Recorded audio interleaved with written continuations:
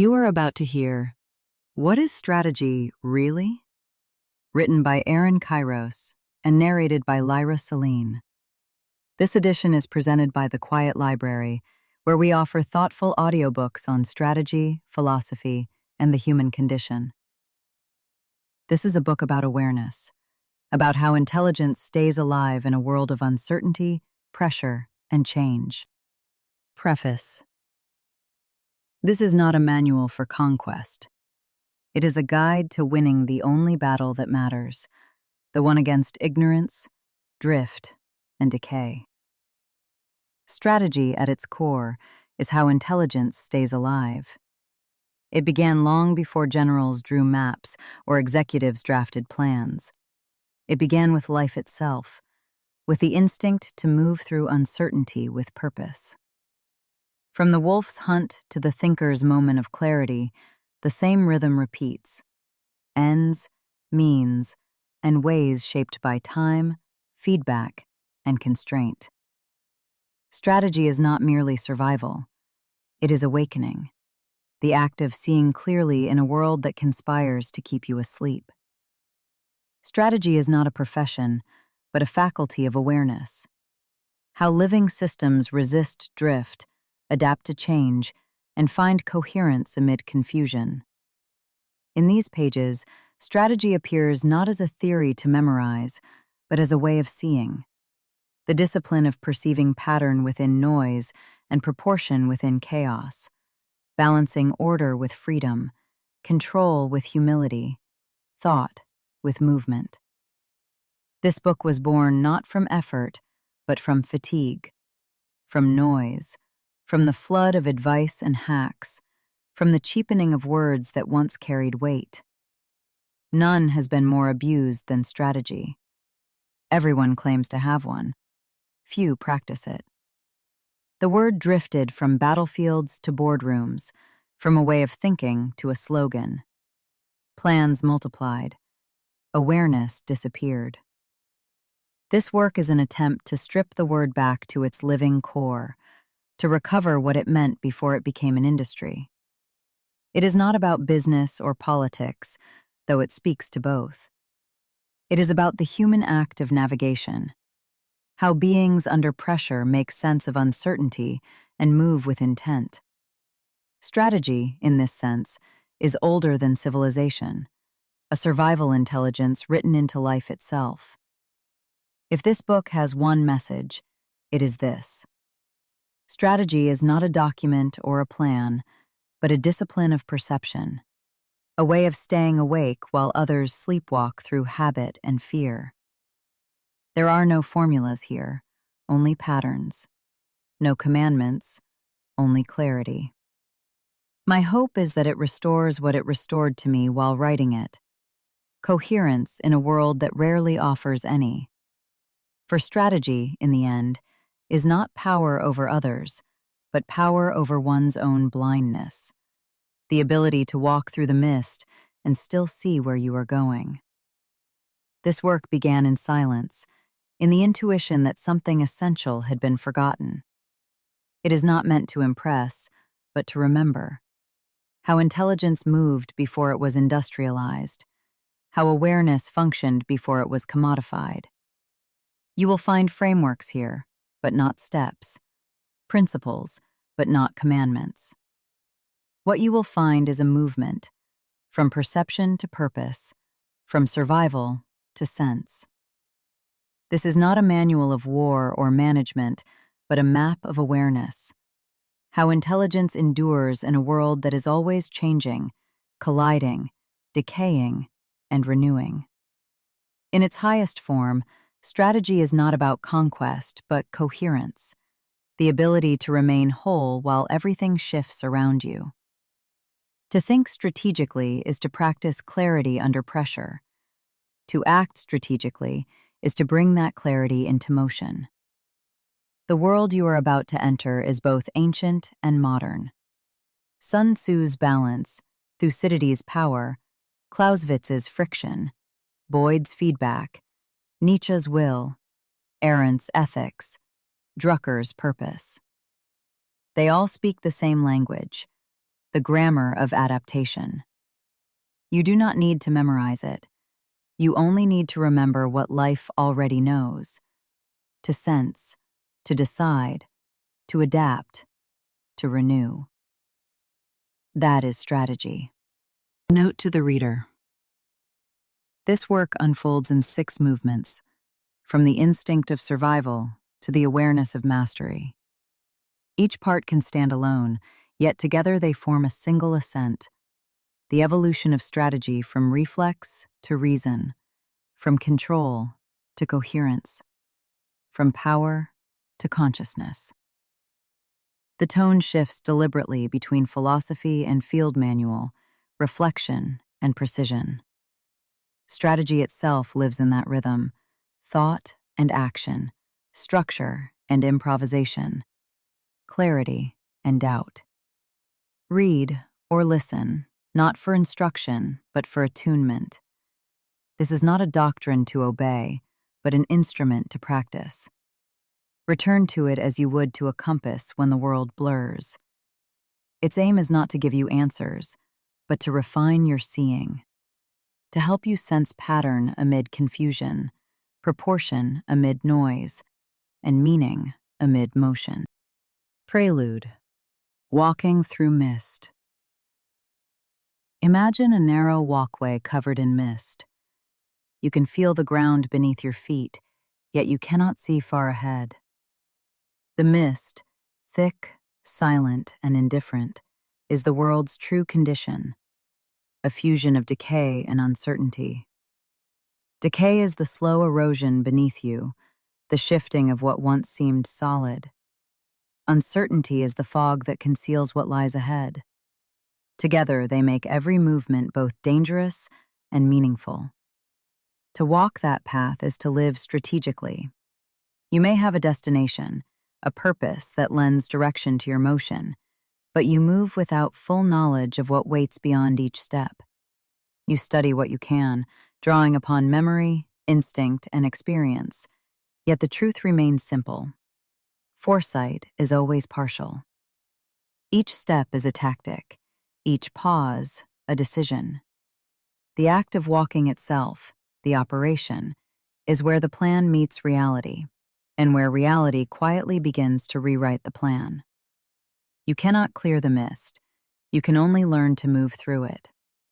The wise strategist does not demand certainty. He learns to read its patterns, to sense its texture, to feel the slight shifts that precede change. Strategy, at its core, is not the elimination of uncertainty, but the art of movement within it. The ability to continue forward, step by step, without losing balance or direction. Part 1. Origins. The Human Condition of Strategy. Chapter 1. The Animal That Plans. Section 1. The Biological Imperative. Before strategy became a concept, it was a reflex. The first strategist was a single cell responding to pressure, scarcity, and uncertainty. Life begins in conflict with decay, and survival is its first calculation. Every organism, microbe, plant, animal, must constantly decide where to move, what to seek, what to avoid, and when to act. These choices are not conscious, yet each one carries a cost. A seed waits for the right season. A bacterium follows a chemical gradient. Both are executing a plan shaped by necessity. Evolution is strategy in slow motion. Every species represents a different answer to the same question: how to endure. Speed trades against strength, visibility against safety, aggression against cooperation. The lion evolves sharper pursuit.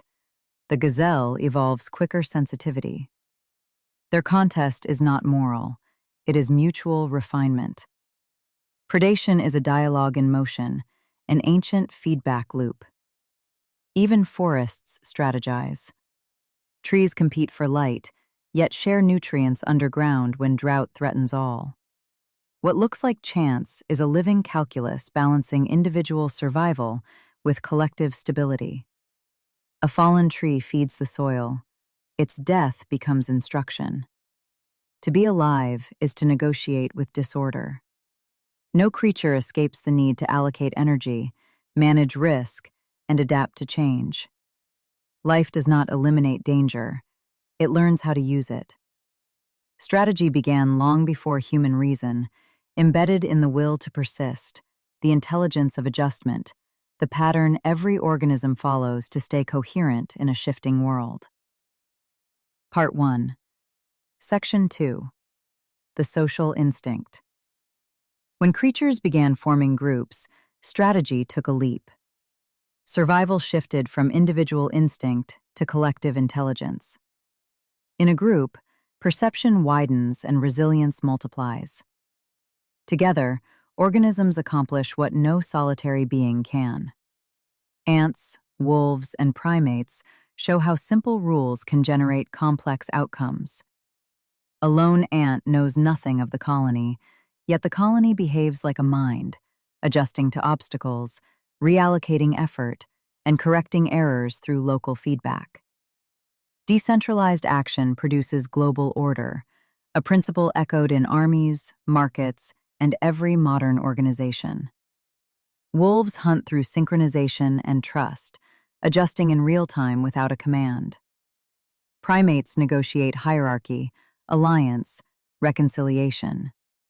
Cooperation and competition merge into a single survival rhythm. Humans inherited these patterns but added something volatile: narrative. We coordinate through shared imagination, stories, symbols, identities that outlive the moment. A myth becomes an operating system capable of aligning millions. The state, the church, the corporation, all rest on narrative coherence. Without a shared story, no structure holds. This social instinct is powerful and dangerous. The imagination that builds societies can also shatter them. Strategy became double-edged once it became collective, its success measured not only in survival, but in the coherence of the group. Part 1. Section 3. The reflective species. At some point, one animal asked, "What am I doing, and why?" With that question, strategy became conscious. Humans learned to observe their own behavior, imagine futures, and shape outcomes before acting. The hunter envisioned the hunt. The tribe anticipated seasons. Survival became foresight. Yet beneath our foresight lies life's oldest command: preserve coherence in a changing environment. Whether a cell regulates its membrane or a nation guards its borders, the pattern is the same. The modern strategist acts with intention, what nature has always done by necessity. Language gave us a new tool: abstraction. For the first time, life could model the world from within the mind. We gained doctrines, plans, policies, campaigns. But the grammar beneath them is ancient. Sense pressure, interpret feedback, allocate energy, maintain identity. Humanity did not escape biology. It amplified it. From the single cell to the empire, the same rhythm persists: feedback, adjustment, persistence. Strategy is not a human invention, but a universal behavior rendered in high resolution through us. We are simply the first to witness it. Part 1, Section 4. The natural order. Strategy existed long before language or theory. The Greeks named it strategos, but the behavior it described had been alive for millions of years. Every organism that moves toward a goal, avoids harm, or adapts to pressure is already strategizing. Watch wolves closing in on deer. Without plans or speech, they adjust angles, read intent, and move as one.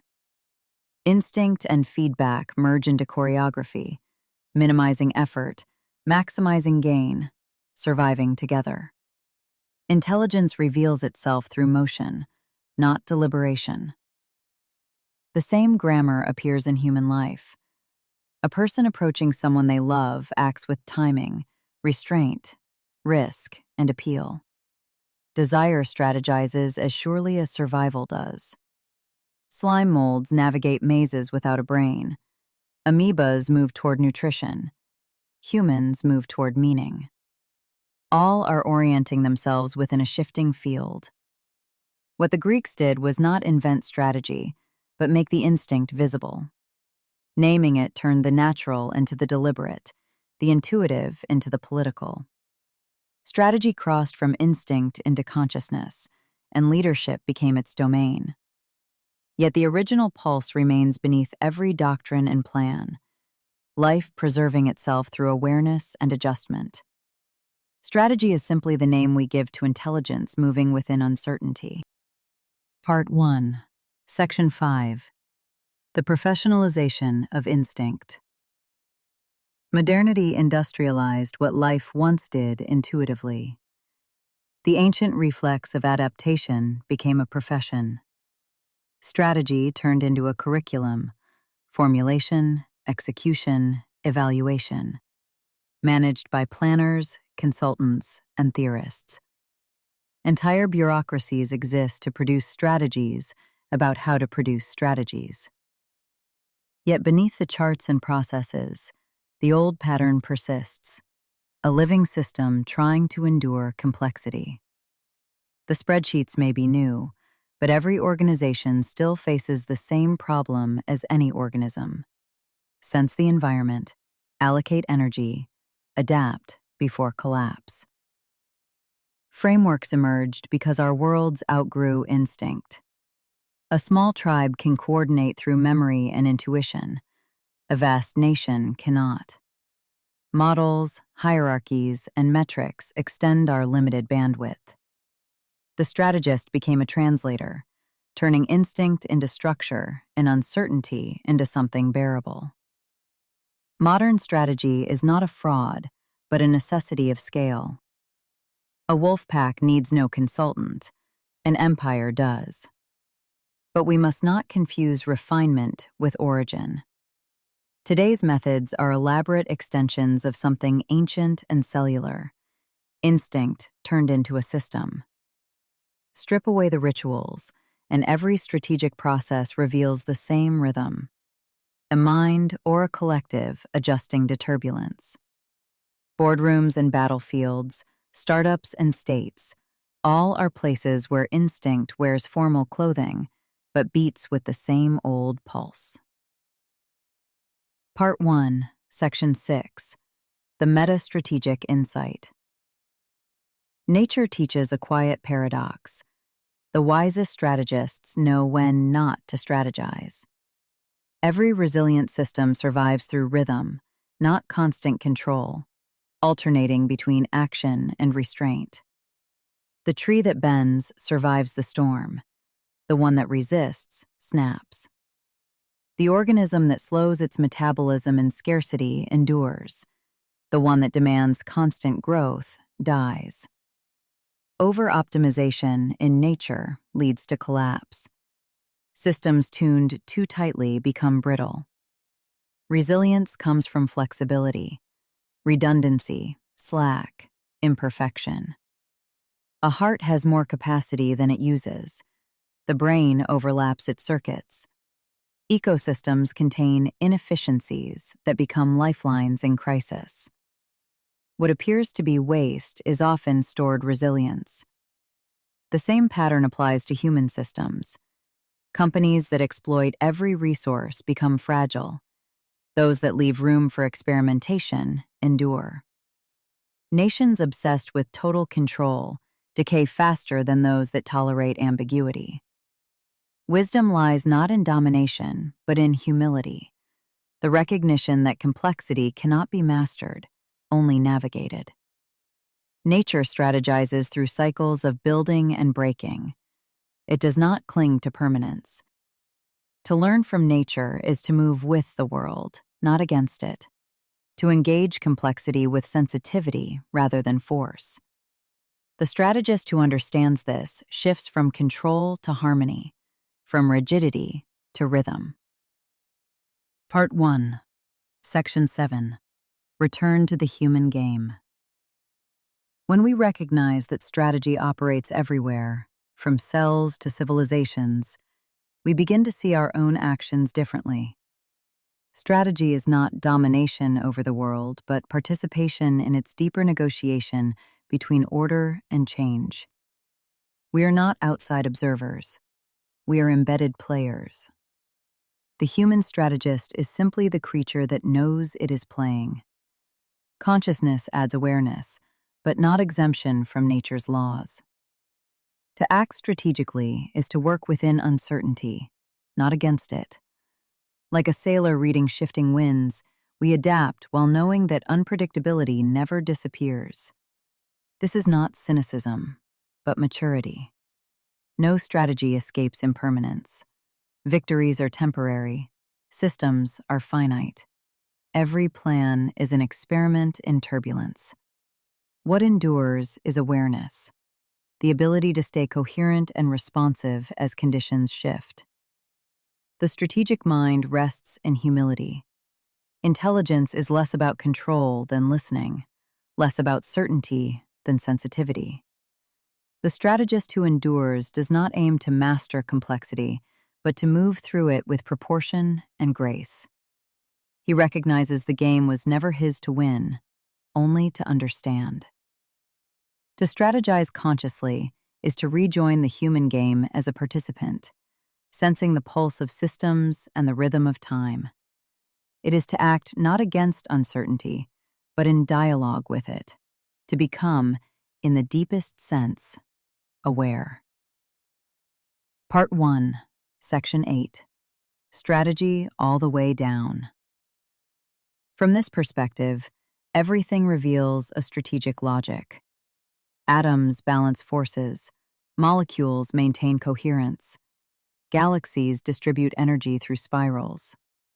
Disorder behaves like a strategy, an ongoing search for equilibrium. Renewal pushes back, preserving form, resisting decay. The universe moves through competing patterns of balance and persistence. Systems theorists describe this as nested layers of organization: atomic, biological, social, planetary. Each layer has its own feedback loops, rhythms, and timescales. The individual seeks survival, the family continuity, the organization stability, the nation power, civilization coherence. The cosmos itself may seek balance. These layers interact constantly, sometimes harmonizing, sometimes colliding. Modern crises often arise because these strategies drift out of alignment. A person's survival needs may conflict with their institution's incentives. Corporate ambition may undermine societal stability. National goals may damage planetary health. Disorder enters not from lack of strategy, but from competing strategies working at cross purposes. True strategic wisdom lies in alignment, bringing these nested strategies into coherence.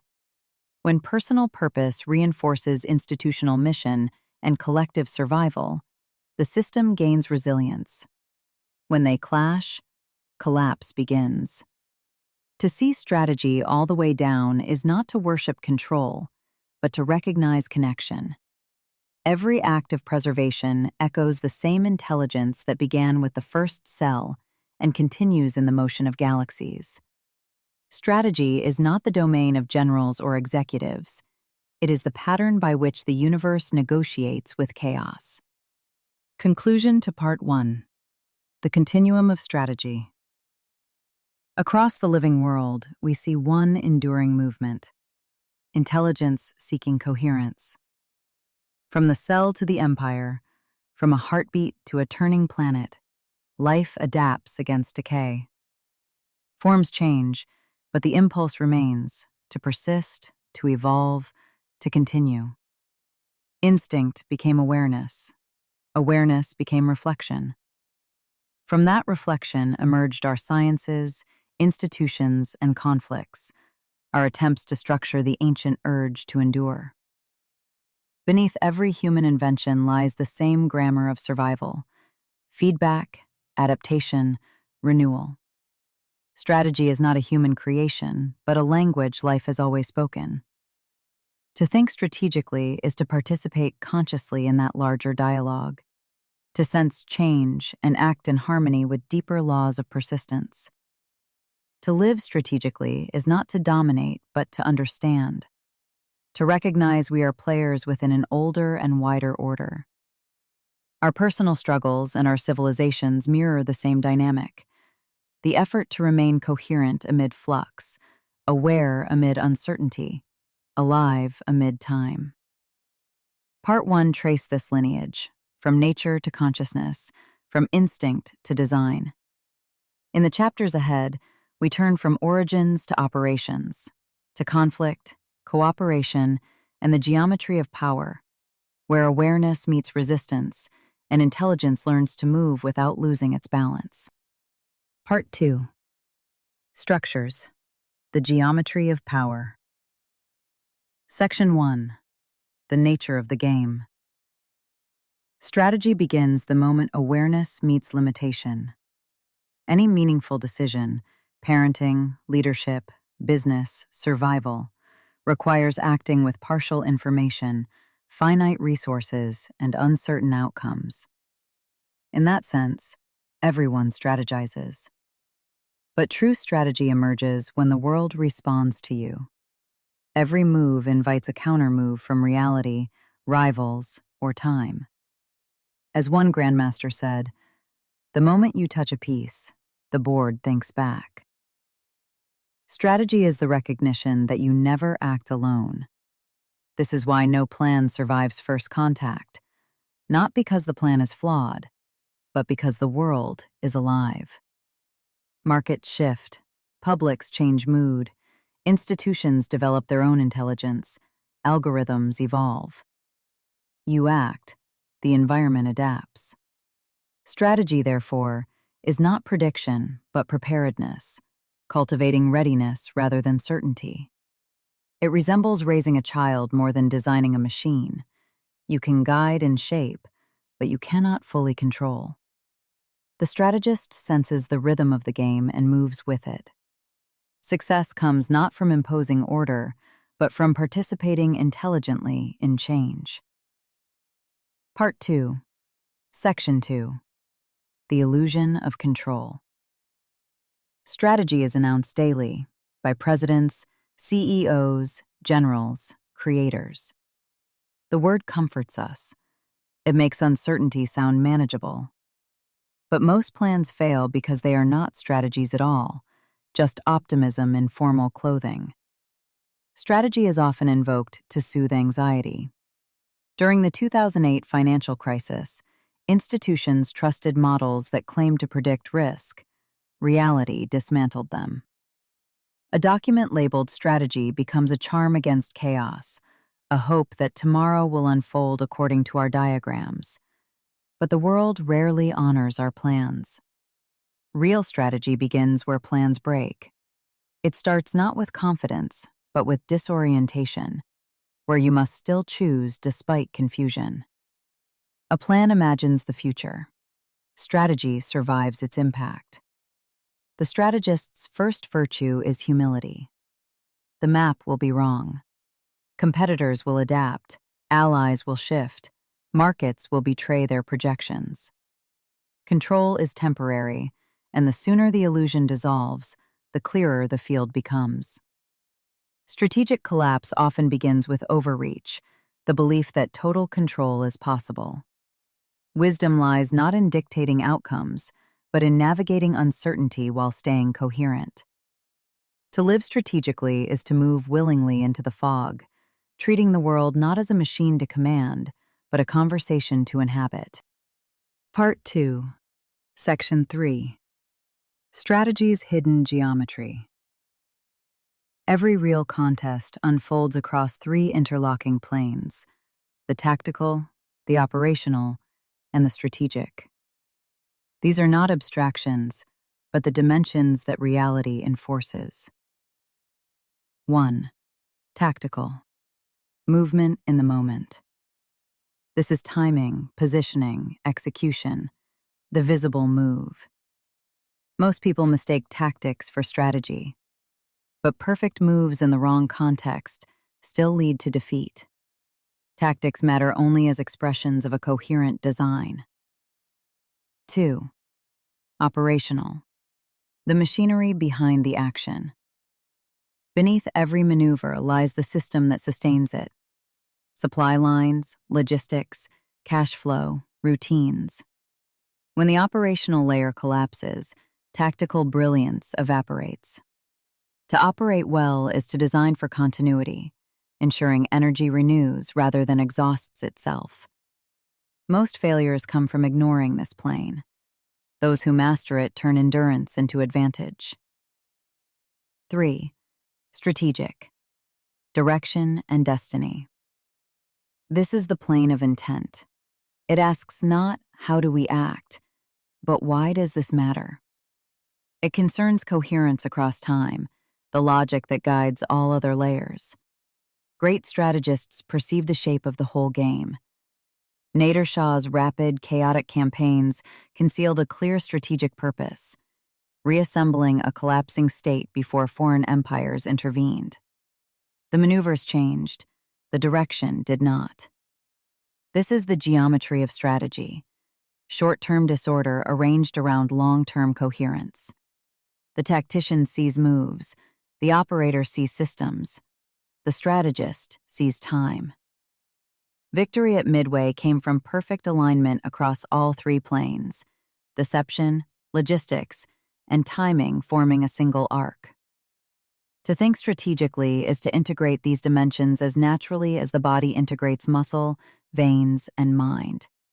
Neglect one, and the others suffer. Align them, and movement becomes meaning. Part 2, Section 4. The problem of alignment. Strategic genius does not lie only in designing plans, but in aligning them, harmonizing the small strategy with the large one. Every durable system depends on this symmetry. When personal purpose aligns with institutional mission, when national interest aligns with planetary limits, when immediate actions serve long-term coherence, the system thrives. When the parts diverge from the whole, decay begins.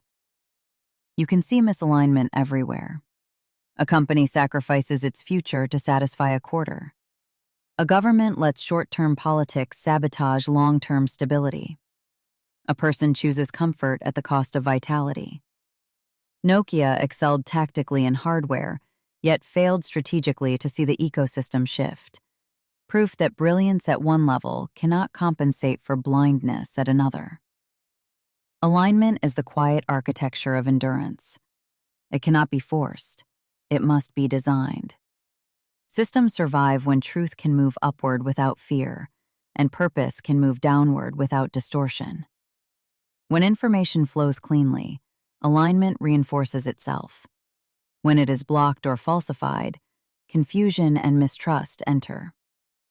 To align is not to control, but to cohere, to fit intent and execution across scales of being. The strategist senses when harmony has broken and restores it before collapse takes root. From neurons to nations, survival depends not on strength alone, but on synchronization. Alignment is how energy becomes intelligence, and intelligence becomes order. Part 2, Section 5. The Infinite Game. If strategy begins in cells and reaches toward the cosmos, then there is no final victory, only continued play. Life refuses endings. Every solution creates new problems. Every triumph exposes new vulnerabilities. Intelligence is measured not in conquest, but in continuity. James Carse distinguished finite and infinite games. The finite player seeks to win. The infinite player seeks to keep play alive. Most institutions confuse the two. They aim for closure instead of renewal. Seen this way, strategy becomes a moral act, a commitment to sustaining the possibility of order amid chaos. Power is not the ability to freeze history, but to allow it to continue without collapsing the field of play. After World War II, the Marshall Plan embodied this logic. American power sustained global order by enabling others to recover. Influence came from continuity, not domination. Grand strategy, therefore, is grand coherence, aligning the strategies of individuals, organizations, and nations with the deeper logic of life's persistence. It asks not only, how do we win, but how do we endure without destroying what we depend on? The highest form of strategy is participation, moving consciously with life's impulse toward renewal. Not as conquerors of the universe, but as partners in its refusal to die. Part 2, Section 6. The Balance of Strategy and System. 1. Strategy and System. One mind, two languages. Every strategy lives inside a system, and every system behaves strategically. Both describe the same struggle: how form resists decay. A system is a web of flows, energy, information, meaning, held together by feedback that learns and corrects. A strategy is the mind navigating that web, allocating resources, timing action, interpreting signals. The strategist is the system made conscious. What systems call feedback, strategy calls learning. What systems call entropy, strategy calls defeat. What systems call renewal, strategy calls adaptation and victory. Together, system and strategy form one continuum, the metabolism of intelligence. 2. The necessity of balance. All living systems survive through balance, oscillating between stability and change, order and freedom. If they become too rigid, they break; too loose, they dissolve.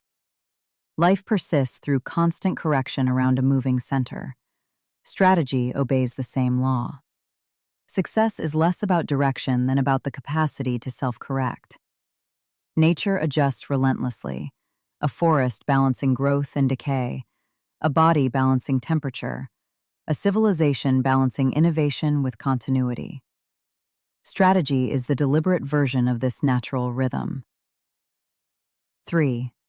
When strategy becomes ideology. Systems fail when feedback is lost.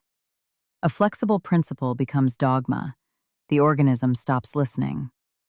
Be strong, trust no one, never compromise. These begin as compensations for imbalance, but harden into rigid identities. Online movements show this collapse. Practical ideas ossify into cults of posture: alpha, radical autonomy, moral absolutism.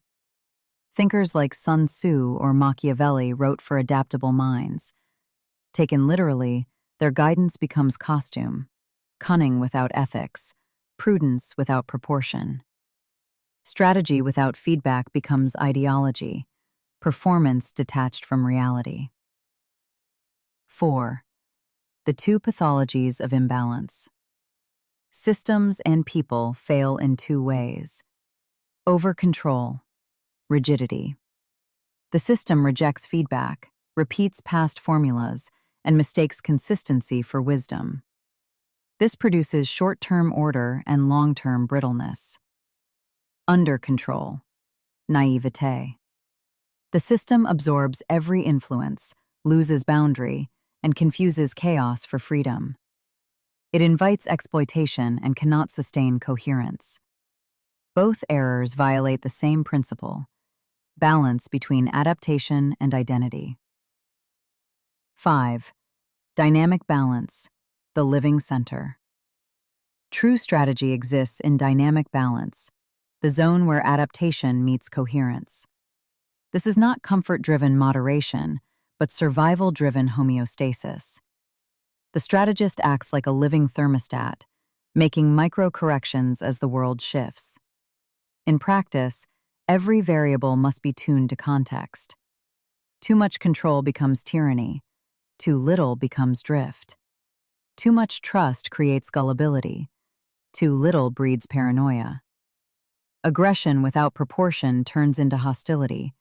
Caution without proportion turns into paralysis. The great strategists, from Alexander to Drucker, mastered this rhythm. Improvisation anchored in purpose. Balance is not weakness. It is intelligence expressed through movement. Part 2. Section 7. The bare bones of strategy. At its core, strategy is the coordination of intelligence under constraint toward a chosen end. Strip away doctrines and models, and 5 elements remain in every strategy, whether in a cell, a person, or a civilization. 1. Ends. Purpose. The why. Without clear purpose, there is motion but no direction. For individuals, it might be survival, freedom, mastery, or love. For organizations, vision or mission. Law. No clarity of ends, no coherence of action. 2. Means. Resources. What we have: time, energy, people, money, attention, legitimacy, technology. Resources are not barriers, but the shape of reality itself. Law. Resources define possibility. 3. Ways. Method. How we use what we have.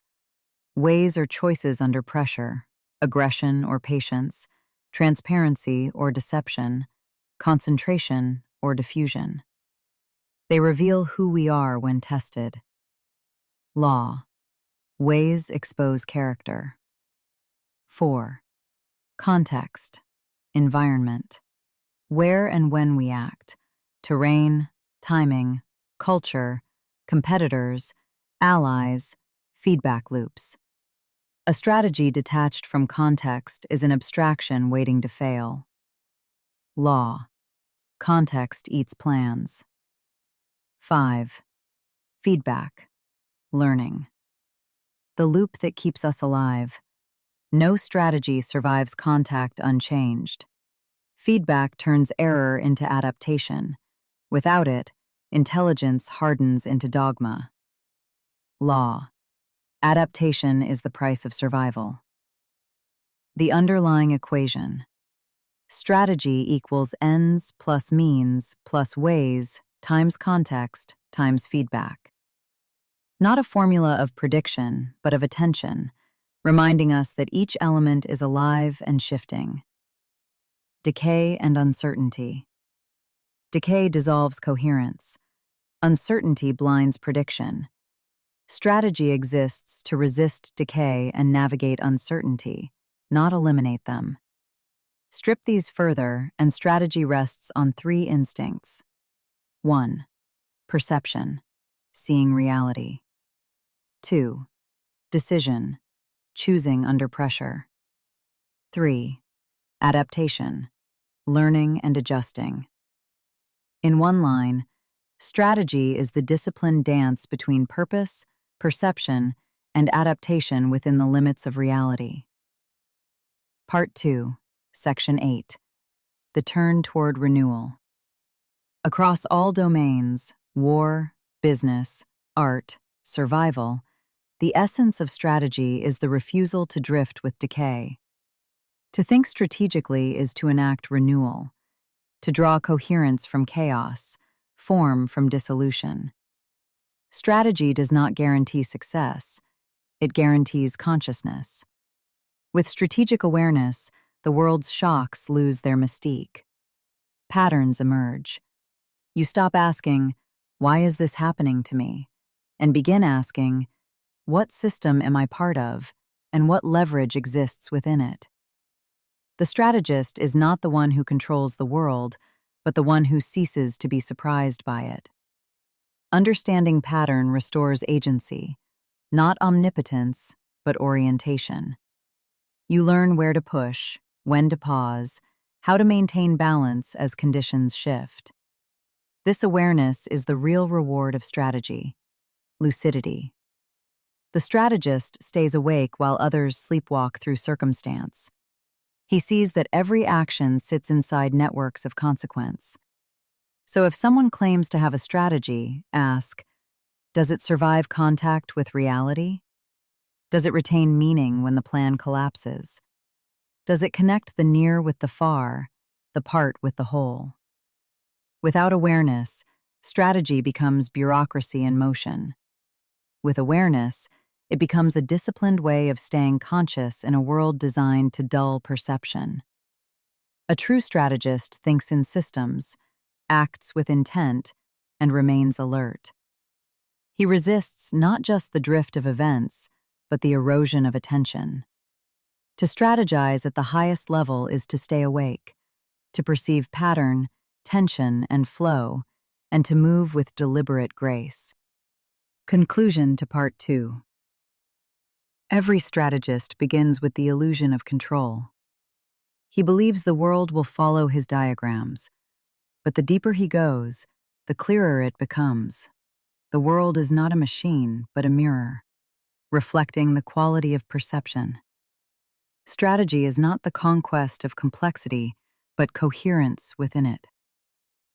We have traced the architecture of this discipline, strategy operating across 3 planes: tactical, operational, strategic, like layers of a living body. When aligned, energy becomes intelligence. When fractured, brilliance dissolves into noise. Alignment is the hidden geometry of power, not imposed order but tuned relationships between ends and means, parts and whole, moment and direction. Systems collapse not from weakness, but from power turned against itself. The strategist restores resonance. Strategy is the stewardship of balance. Every decision must harmonize with an environment that rejects both rigidity and drift. Over-control creates brittleness. Under-control creates chaos. The strategist learns to move between them, firm in purpose, flexible in method, like a sailor adjusting to shifting winds. This is why enduring strategy carries an ethical dimension. It demands proportion, context, humility. It looks beyond immediate victory to the continuity of the system that makes victory meaningful. In the end, the measure of intelligence is not conquest, but continuity, the ability to keep the game alive. The finite player seeks closure. The infinite player seeks renewal. Strategy at its highest is participation in the ongoing work of coherence, the human extension of nature's resistance to decay. To think strategically is to see the world not as chaos to subdue, but as pattern to understand. It is to act with clarity amid motion. Power becomes perception, the ability to remain lucid while everything shifts. And so Part 2 closes where it began, with awareness. The strategist stands at the edge of control and lets go, not in surrender, but in clarity. Strategy is not commanding the world, but moving intelligently within it. From this awareness comes the next ascent, the fusion of intuition and structure, where intelligence learns how to endure. Part 3. Evolution. The Minds That Built Strategy. Chapter 3. The Art and Science of Strategy. Section 1. The Question That Refuses to Die. Since Thucydides, strategists have argued over a question that refuses to disappear. Is strategy an art or a science? The scientific mind insists it can be analyzed, measured, and replicated, while the artistic mind claims that it must be felt, an act of intuition, timing, and taste. The truth lies not in either extreme, but in the oscillation between them. Strategy functions as a living rhythm between analysis and imagination, between structure and surprise. The science of patterns. Strategy becomes scientific the moment we recognize that patterns repeat across history and systems. Power behaves according to laws of energy and flow. Organizations drift or cohere based on incentives, constraints, and feedback. Human beings respond predictably to fear, pressure, and reward. From this angle, strategy is diagnostic. Sever the supply lines and armies starve. Allow trust to erode and alliances fracture. Misalign incentives and systems tilt toward decay. Science offers strategy its grammar, its models and simulations, its statistical reasoning, its cybernetics and game theory. These tools help separate myth from mechanism. Yet science cannot tell us which patterns matter. It explains how the world moves, but not why we should move within it. The art of judgment. The art of strategy begins where data ends. It lives in the gap between information and decision, the moment when uncertainty still reigns and someone must choose. Science predicts outcomes. Art chooses which outcome is worth pursuing. This is the realm of proportion, timing, and temperament, the faculty that Clausewitz called coup d'œil, the intuitive glance that grasps the essence of a situation. It cannot be encoded into rules. It is cultivated through experience, imagination, empathy, and failure. Two generals may face the same terrain and intelligence, yet one senses a trap while the other senses an opening. The difference lies not in the map, but in the mind reading it. The fusion point. When art and science drift apart, both wither. Science without art becomes bureaucracy, motion without meaning, checklists without context. Art without science becomes fantasy, vision unmoored from reality. True strategy occurs where analysis is animated by imagination, and imagination disciplined by structure. In business, this appears in the fusion of analytics with vision. In politics, the blend of realism with ideals. In war, the balance between doctrine and improvisation. Stability favors science. Turbulence favors art. The strategist's genius lies in knowing when to shift from one mode to the other. The systemic. Parallel systems theory mirrors this duality. Science offers the structure, the flows, the feedback loops, the equilibrium. Art provides the pulse, the creative impulse that prevents stagnation and injects novelty. A purely scientific system freezes into predictability. A purely artistic one burns itself out. Life survives by balancing the two, existing in the narrow zone of ordered complexity. Strategy thrives in the same zone. The human factor. Behind every strategy stands a human being, shaped by bias, fear, desire, and hope. No model can eliminate this humanity.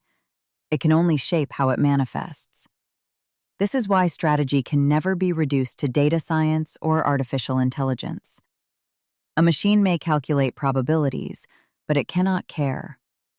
It cannot feel the moral weight that guided Kennedy during the Cuban Missile Crisis, when restraint mattered more than models. Every grand decision, attack, negotiate, withdraw, or create, occurs before certainty, not after it. Strategy is rationality guided by conscience, structure guided by soul. The living cycle. A strategist learns like a scientist and acts like an artist. He observes, tests, refines, and then, when the fog thickens and data reach their limits, he leaps. After the leap, he returns to analysis, measuring consequences and feeding them back into understanding. This looping between intuition and structure is the living metabolism of strategy. It demands from one mind both precision and imagination, the clarity of reason and the sensitivity of a poet. That dual demand is what makes strategy difficult and deeply human. Part 3, Section 2. The Archetypal Architects. Founders of Strategic Logic. Strategy existed long before it had a name, yet certain thinkers illuminated its deeper structure. Their insights do not form a timeline, but a lineage, an evolving understanding of how intelligence survives through conflict, complexity, and change. The Primordial Masters. Sun Tzu articulated the metaphysics of adaptation. To him, conflict was not chaos, but flow, an extension of nature's balance, where victory came through timing, deception, and perception rather than brute force. His achievement was to see war as a system whose highest triumph is non-conflict. Thucydides turned his gaze toward human nature. In his account of the Peloponnesian War, he revealed fear, honor, and interest as the triads still driving power and decision. Kautilya, writing in India, fused espionage, economics, and governance into a coherent statecraft, recognizing that power rests on legitimacy, deception, and force held in tension. The classical rationalists. Machiavelli secularized power, freeing strategy from moral idealism while keeping the discipline of prudence.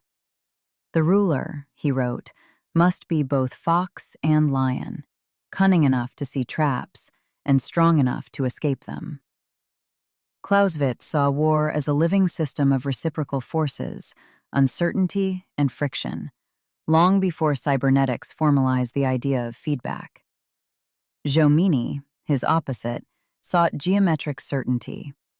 His failure revealed why strategy resists rigid formulas and why systems continually rebel against mathematical capture. The system thinkers. John Boyd reframed conflict as adaptive learning in compressed time. Through his OODA loop, observe, orient, decide, act, he placed feedback at the center of survival. Peter Drucker saw organizations as social ecologies, where renewal and purpose matter as much as efficiency. Norbert Wiener provided the nervous system of modern strategy by revealing that any living system must sense, compare, and adjust if it wishes to endure. The philosophers of uncertainty. Nietzsche understood life as will to power, the drive to transcend limitation and overcome oneself. His vision turned strategy inward, seeing existence itself as contest and becoming. Hannah Arendt reframed power as collective meaning and legitimacy, arguing that no strategy divorced from ethics can sustain itself. John von Neumann formalized strategic choice through game theory, yet admitted that perfect equilibrium is impossible because human unpredictability undermines every system. The modern synthesists. Henry Mintzberg distinguished deliberate strategy from emergent strategy, showing that often success is recognized retrospectively as a pattern rather than executed prospectively as a plan. Edward Luttwak argued that paradox, not linear logic, governs strategic effectiveness, and that apparent disadvantage can be turned into opportunity. James March studied decision-making under ambiguity, showing how institutions must continually balance innovation with efficiency, exploration with exploitation. The hidden lineage. Before any of them, strategy lived wordlessly in the hunter reading wind and track, in the parent allocating scarce firewood, in the pack moving in silent coordination. They practiced awareness, choice, and adaptation without ever naming them. They are the ancestral intelligence from which all later theory descends. In synthesis. If we gather those who saw strategy most completely, we find Sun Tzu for adaptation, Thucydides for human systems, Clausewitz for friction, Boyd for learning, Nietzsche for self-overcoming, Arendt for legitimacy, and Drucker for renewal. Together, they reveal strategy not as a profession, but as a principle of life itself, intelligence enduring through adaptation, coherence, and meaning. Part 3, Section 3. Strategy versus the machine. We live in an age that worships optimization. Algorithms promise to refine everything: logistics, campaigns, attention, even relationships. Efficiency has become a new religion. Yet efficiency is not strategy. In many ways, It is the death of strategy. Efficiency perfects what already exists, while strategy imagines what does not yet exist. An algorithm can calculate the shortest path, but only a strategist can decide where to go. Machines can process probability, but they cannot perceive meaning. And meaning shapes every strategic choice, because choosing between futures requires the belief that one future carries more value than another. A machine may identify winning moves, but it cannot ask whether the game itself deserves to be won. In this sense, the human strategist remains irreplaceable. Machines can win games. Humans decide what the game is for. The real danger of the algorithmic worldview is not that it will replace us, but that it will seduce us into imitating it, mistaking optimization for vision, data for wisdom, and precision for purpose. The strategist's duty is therefore to remain human, to preserve judgment, irony, imagination, and conscience in a world that increasingly rewards calculation over thought. Strategy begins where the machine ends, at the threshold where meaning enters the field. Part 3, Section 4, The Moral Dimension. Strategy is never morally neutral. It is the art of choice under uncertainty, and every choice carries a moral weight. In business, this appears as vision, in politics as legitimacy, and in personal life as integrity. Strategy without morality becomes manipulation. Morality without strategy becomes martyrdom. The strategist who sees only means becomes a technocrat, and the one who sees only ends becomes a dreamer. Wisdom lies in holding both, the cunning of means and the clarity of ends. This is why the best strategists often sound philosophical. They think not only in terms of results, but of consequences, immediate and extended, intended and unintended. They understand that winning at any cost is simply another form of loss, because it dissolves the reason for winning in the first place. The mature strategist seeks coherence rather than control, an alignment between purpose, action, and consequence that grants not only effectiveness, but dignity. If strategy is the art of surviving meaningfully, then morality is what ensures that the survival remains worth it. Part 3, Section 5, The Mind of the Strategist. The strategist does not merely calculate, he perceives. His craft begins not in formulas, but in attention, the ability to detect the underlying patterns of energy and intent beneath surface events.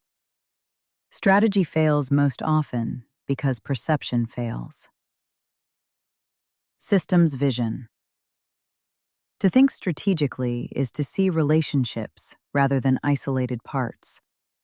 Systems vision perceives interdependence, the feedback loops in which small causes create great consequences. The strategist asks not, "What happened?"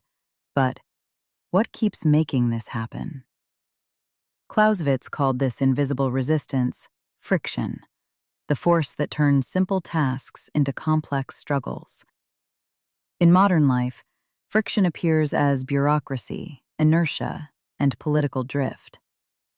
The strategist does not waste energy trying to overpower friction. He designs systems that absorb it and even use it, turning resistance into rhythm. The real battlefield is not the event, but the structure that produces the event. Paradoxical thinking. Every real strategy hides a paradox. Advancement may require retreat. Protection may require sacrifice. Weakness can become strength, and patience can be the most aggressive move. Strategic intelligence does not merely tolerate contradiction, it becomes fluent in it.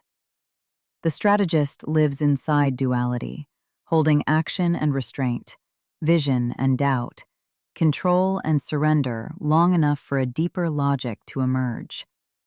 He sees that rigidity is simply fear in armor, and that many strengths secretly exhaust themselves by refusing to bend. His mind must remain dialectical, allowing new synthesis to arise from tension. Temporal awareness. Most people live inside the present, reacting to immediate stimuli. The strategist lives inside time. He sees past, present, and future as a single continuum of unfolding cause and effect. He senses when systems are ripe for change and when they must be left untouched. He knows that acting too early can be as fatal as acting too late. What appears as intuition is often extended pattern recognition, the ability to feel the momentum of events before they crystallize. The strategist's awareness is not prophetic, but attuned, responsive to the tempo of transformation.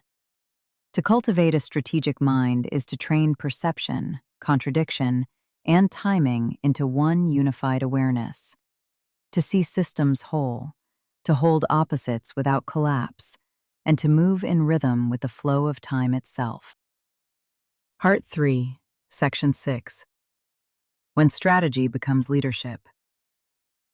We often teach leadership and strategy as separate subjects. Leadership, we say, concerns people, vision, persuasion, the shaping of emotion.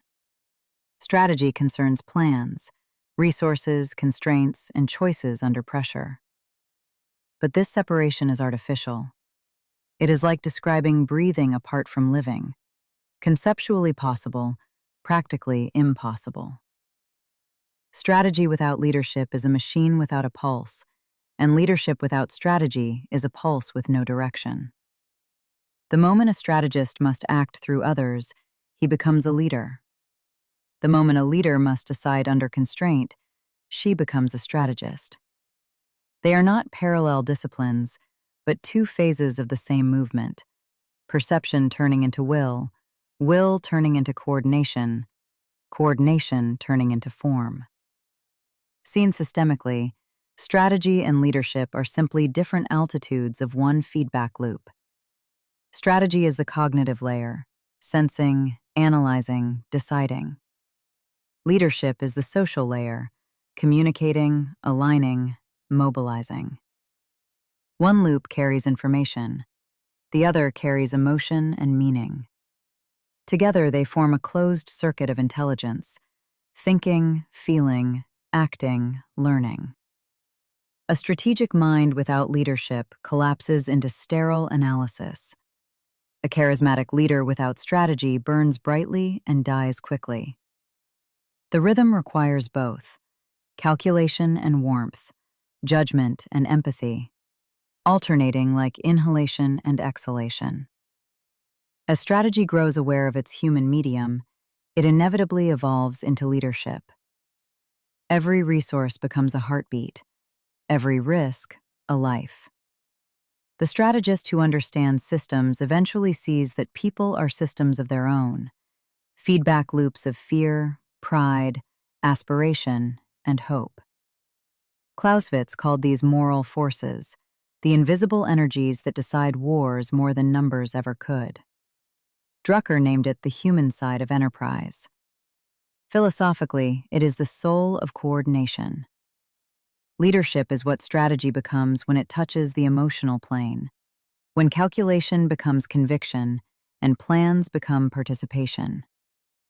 Every real strategy requires 3 human acts: to see reality clearly, to imagine what could exist beyond it, and to inspire others to cross that distance. The third is leadership. Without it, insight is sterile. Leadership is not a separate discipline, but the catalytic moment inside strategy, the point where understanding becomes motion.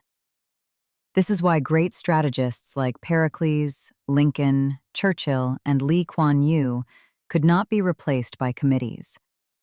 Their genius lay less in drafting plans and more in animating coherence among people who would otherwise act in fragments.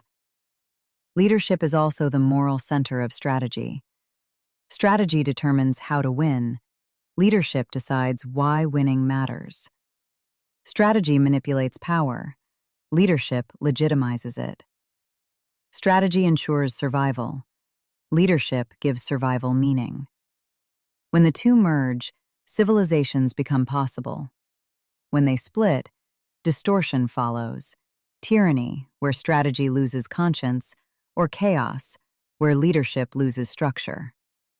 Coherence requires their union, the dance of purpose in motion. At close range, the distinction dissolves. Leadership is strategy embodied, and strategy is leadership formalized. Both require the same disciplines: the reading of systems, the alignment of layers, the balance of decay and renewal, the oscillation between control and surrender. They are two faces of the same intelligence, the disciplined imagination that keeps coherence alive in a world that constantly works to scatter it. Part 3. Strategy as Conscious Design. Across the long lineage of minds, from Sun Tzu to Boyd, from Machiavelli to Arendt, one truth becomes unmistakable. Strategy is not a craft of domination, but a discipline of design. Each thinker translated the raw struggle for survival into something intelligible, giving structure to instinct and method to intuition. What began as animal reaction evolved into human reflection. To design strategically is to make consciousness operational, to give awareness shape without imprisoning it. The strategist becomes at once architect and participant, shaping systems while remaining responsive to their feedback. At this maturity, thought and action cease to be separate acts.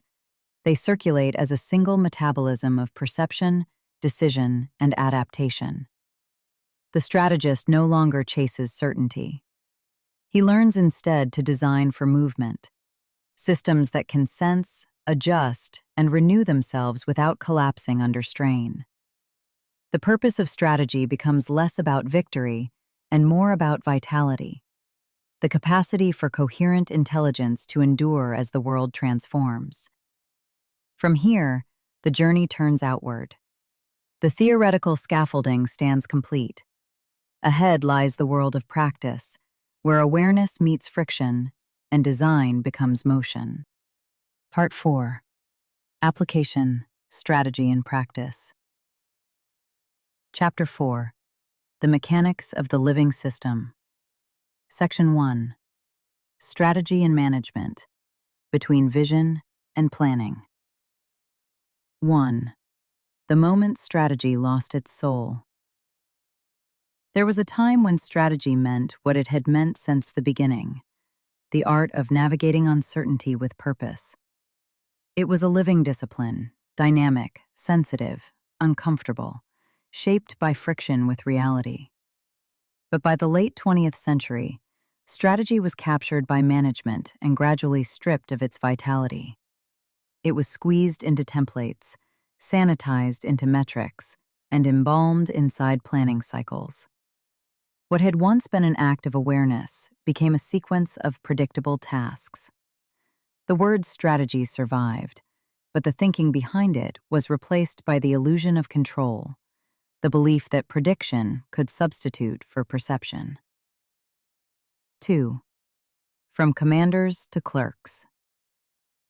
Where the strategist once behaved like a commander, alert, adaptive, immersed in shifting conditions, the modern executive often behaves more like a clerk of time. Anticipation decayed into budgeting. The fog of decision-making was replaced by calendars, deliverables, and year-end projections. Planning became linear, safe, and measurable, precisely the qualities that bureaucracies crave and strategy rejects. A plan is static. Strategy is a dialogue with the world. When organizations confused one for the other, they didn't fail catastrophically. They drifted slowly, drowning in the polite language of progress reports. 3. The confusion between efficiency and effectiveness. Planning asks, how can we do this better? Strategy asks, should we be doing this at all? Planning optimizes internal process. Strategy interprets external change. Institutions often excel at the former while going blind to the latter. Kodak executed flawlessly within its old paradigm, while digital photography redefined the landscape. Nokia perfected hardware, while the smartphone redefined meaning. Their efficiency was immaculate. Their awareness was absent. 4. The bureaucratic traps. 3 structural addictions deepened management's blindness. Quantification turned metrics into a god, ignoring realities, trust, morale, legitimacy that resist measurement. Short-termism prioritized quarterly wins over generational purpose, and the fear of ambiguity drove institutions to purge uncertainty rather than learn within it. But strategy lives in ambiguity. Remove the fog, and you remove learning. These forces produced not stupidity, but institutional blindness, the inability to detect meaning even when data is abundant. 5. What strategy still means inside management? True strategy survives inside management only when it is understood as an intelligence, not a document. It exists above the planning cycle as the compass that defines purpose, and beneath it as the emergent pattern of what the organization is actually doing. Between these two lies the ongoing negotiation that keeps a system alive. Planning brings structure. Strategy brings awareness. One orders motion. The other gives motion meaning. The strategist's task is to ensure that planning remains an instrument, never a master. 6. The organization as a living system. A healthy organization behaves less like a machine and more like a body. It must metabolize information, maintain coherence, and regenerate. Planning preserves the skeleton. Strategy animates the metabolism. When either collapses, the system either freezes into rigidity or dissolves into chaos. As Drucker argued, management's highest task is to make human strengths productive, an inherently strategic mission requiring vision, not just procedure. 7. Restoring the pulse. To restore strategy within management, organizations must reconnect purpose with performance, design feedback that actually listens, and reward adaptability rather than obedience. They must replace prediction with perception and cultivate curiosity where fear once reigned. Only then does management regain legitimacy as a vehicle of strategic intelligence, rather than a cage that suffocates it. 8. The strategist's place in the machine. Within every bureaucracy, a small minority still thinks systemically. They see patterns instead of checklists. They sense drift before the metrics recorded. These hidden strategists, often mid-level, often unsung, form the institution's adaptive conscience. They carry its intelligence, guard its coherence, and embody the possibility of renewal. Through them, the machine can remember it was once alive. Part 4, Section 2. Strategy Execution. 1. Strategy and Operations, the living boundary. The familiar distinction that strategy defines what and why, while operations define how, is helpful but incomplete. Strategy articulates purpose and the logic of movement. Operations translate that logic into coordinated action. Between them lies the fragile architecture of execution, the point where ideas must withstand the pressure of reality. Most organizations fail here, not because their strategies are flawed, but because intention never fully becomes motion. Execution is not a downstream phase. It is the crucible where strategy becomes real. 2. The chain of translation. Every organization translates strategy into action through 3 layers that change shape as they descend. At the strategic level, execution means alignment around purpose. At the operational level, it means designing and synchronizing campaigns. At the tactical level, It means adapting under pressure and time. When any link breaks, when strategy ignores operations or operations forget strategy, clarity dissolves into confusion. This is why brilliant decks so often produce lifeless outcomes. The translation has failed. 3. The three logics of execution. The first logic is the direct path, the linear pursuit of an objective through decisive action. It is fast, visible, and sometimes essential when the balance of power favors boldness, but it consumes energy faster than it learns and can harden into rigidity. The second logic is the indirect path, which shapes conditions rather than confronting obstacles outright. It is the realm of Sun Tzu: timing, leverage, deception, influence. In modern life, it means creating situations in which the desired outcome becomes the natural one. It uses time and ambiguity as tools, but demands patience and moral clarity. Without them, it sinks into manipulation or drift. The third logic is the hybrid path, the living blend of the other two. It shifts dynamically based on feedback, context, and opportunity. Boyd's OODA loop revealed its essence. Advantage belongs to the actor who adjusts faster than the environment can react. Hybrid strategy mirrors how all adaptive systems survive: flexible, rhythmic, alive, though it risks incoherence if transitions are not guided by understanding. 4. Execution as a system. Execution is not a one-time action, but a continuous metabolism. Reality is sensed, interpreted, adjusted to, and acted upon in cycles that produce learning. That learning reshapes the next cycle. The strategist's responsibility is to maintain this rhythm across levels so that information, energy, and intent remain aligned. When rhythm breaks, the organization's limbs may still move, but its mind is gone. 5. When execution fails. Most strategic failures are failures of translation. Over-centralization suffocates feedback. Over-delegation dissolves coherence.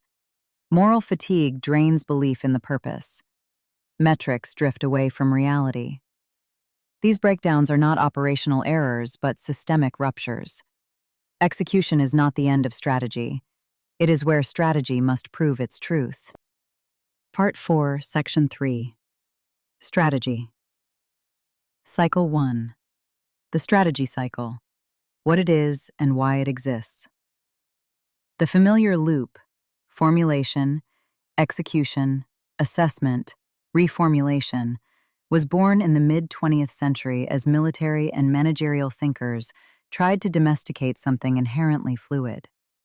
It was an attempt to give structure to a process that in practice is nonlinear, recursive, and filled with emotion. Yet the underlying idea remains valid because it mirrors how all adaptive systems behave. You sense the environment, interpret what you sense, act on that interpretation, observe the results, update your understanding, and act again. At its best, the cycle captures the logic of feedback-driven adaptation, life's oldest intelligence. But institutions often reduce it to a checklist, treating it as a mechanical sequence rather than a living rhythm.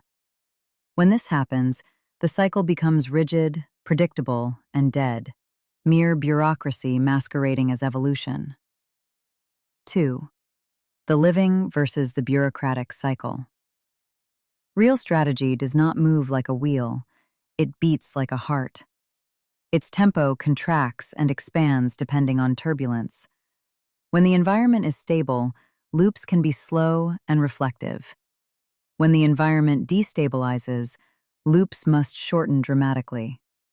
A living cycle breathes, sensing and adjustment never pause, and decisions evolve even during execution.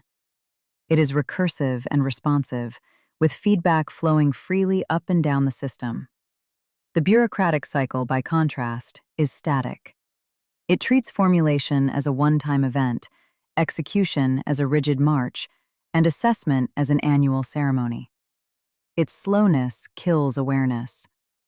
A strategist's mastery lies in controlling loop tempo, tightening or loosening the rhythm faster than the environment changes. Boyd's OODA loop, observe, orient, decide, act, remains the clearest expression of this living metabolism. 3. The universal logic across domains. Across every human field, the same adaptive logic repeats under different names.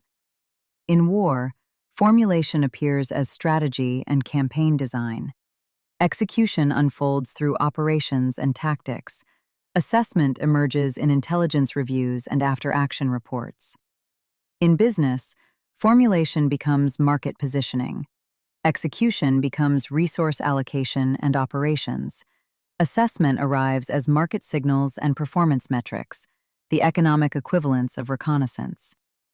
In politics, formulation lies in agenda setting and coalition building, execution in governance and negotiation, assessment in public opinion and electoral response. In science, formulation is hypothesis, execution is experiment, assessment is replication and analysis. In personal life, vision shapes formulation, habits enact execution, reflection and journaling drive assessment, emotion and consequence provide feedback. Different scales, different vocabularies, one metabolism: sense, choose, act, learn, resense. It is the heartbeat of intelligence itself. 4. Why formulation is misleading. The word formulation implies a beginning, a strategy that is created and then implemented. That illusion comes from planning culture. In reality, formulation is ongoing. Strategy is revised implicitly every time a decision is made during execution. It is not a phase, it is a state of consciousness. A more accurate articulation is sense, frame, act, reflect, reframe. These functions loop continuously through one another. Cognitive scientists call this double-loop learning. You adjust your actions, but you also periodically question the model that produced those actions. A strategist who clings to a single frame becomes obsolete, repeating yesterday's answers while the world transforms beneath him. 5. Cross-scale formulation: how strategy takes shape. At the individual level, formulation is intuitive and narrative. It emerges from reflection, values, pattern recognition, and the felt sense of identity. At this scale, strategy is less written than lived. At the organizational level, formulation becomes collective cognition. Teams compress complexity into shared narratives, often with conflicting interpretations. Dialogue, mapping, scenario building, and hypothesis testing become the tools of coherence. At the national level, formulation becomes political, a negotiation among legitimacy, resources, and time. Grand strategy becomes less a plan than a generational story that aligns institutions and publics. At the civilizational level, formulation becomes mythic, expressed through religions, ideologies, and philosophical architectures. Here, strategy is not management, but meaning-making. Its medium is culture itself. Across all these scales, formulation is not a single act, but a continuous renewal, an ongoing rewriting of sense as the world moves. 6. The systemic summary. Every functional strategy cycle contains 6 essential organs: sensing, diagnosing, framing, designing, acting, and learning. These are not sequential steps, but interdependent functions. If any organ freezes, the strategy begins to die. The traditional cycle captures the skeleton, but not the metabolism.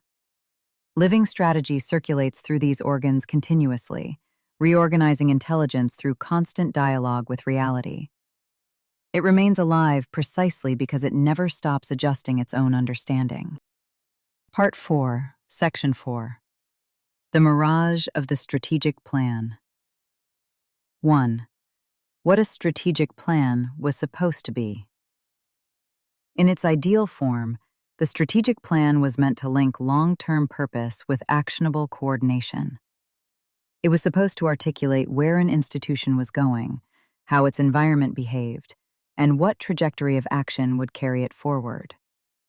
Done honestly, such a plan could serve as a nervous system, connecting horizon with daily motion, coherence with flexibility. The idea was sound. The problem was the culture that executed it. 2. What it became. The bureaucratic fossil. In practice, the strategic plan became a performance ritual, a PowerPoint that mimicked foresight without embodying it. Institutions worshipped forecasts, mistaking prediction for preparedness. They reduced vision into KPIs and turned living intention into static tables. By the time a plan was printed, it was already obsolete. The document endured, but the thinking fled. It wasn't that plans were incorrect. It was that they were motionless in a world that demands movement. 3. Why the phrase itself is a contradiction. A plan assumes stability. Strategy assumes instability. When fused unreflectively, the result is epistemological confusion, a fixed blueprint for a moving landscape. This is why thoughtful strategists prefer terms like strategic direction, strategic architecture, or strategic intent, concepts that preserve flow rather than freeze it. A plan commands. A strategy teaches people how to think when the plan collapses. That difference is survival. 4. The birth of a hybrid creature. The strategic plan emerged when corporate management borrowed the language of war but purified it of uncertainty. Military concepts, mission, objective, campaign, were combined with forecasting, budgeting, and milestone charts. It seemed like a perfect fusion, strategy for vision, planning for order. But the two suffocated each other. Planning demanded precision, strategy demanded fluidity. The more ornate the plan became, the less life it contained. Bureaucracy married imagination, and bureaucracy won. 5. The contradiction at the core. A plan assumes a measurable, stable world. Strategy begins from the opposite premise. The world moves, rivals adapt, and uncertainty reigns. Trying to fuse these without awareness creates a paradox, a static document attempting to describe a dynamic system. It is like photographing a river and expecting to understand the current. The strategic plan became that photograph, beautiful, framed, lifeless. 6. When the plan becomes the prison. Inside many institutions, the strategic plan eventually becomes sacred text. People begin to protect the document rather than perceive the environment. Incentives and budgets harden around it, turning flexibility into heresy. The plan was supposed to guide thought. Instead, it replaces it. By the time it is updated, the world it describes has vanished. Activity remains, but awareness dies. 7. When a plan becomes strategic. A plan can be strategic, but only when it knows it is temporary. When it breathes, senses, adapts, and evolves faster than the environment, it becomes a bridge rather than a cage. A living plan coordinates without constraining, connects horizon with detail, and organizes conversation rather than dictating obedience. It teaches the system how to think, not what to repeat. 8. How to recognize the difference. The test is feedback. A living plan asks, 1. Does this design sense and learn? 2. Does it leave space for uncertainty and judgment? 3. Does it evolve with or ahead of the environment? 4. Does it explain why our priorities exist or merely list them? Dead plans offer certainty. Living plans cultivate intelligence. The language gives them away. Dead plans say, "We will achieve X by date Y with activity Z." Living plans say, "Here is how we will sense, decide, and adapt toward our enduring purpose." 9. The systemic interpretation. From a systems view, every strategic plan is a snapshot, useful only if absorbed back into the organism. A plan that remains static becomes toxic. Healthy systems maintain coherence through continuous feedback and adaptive correction.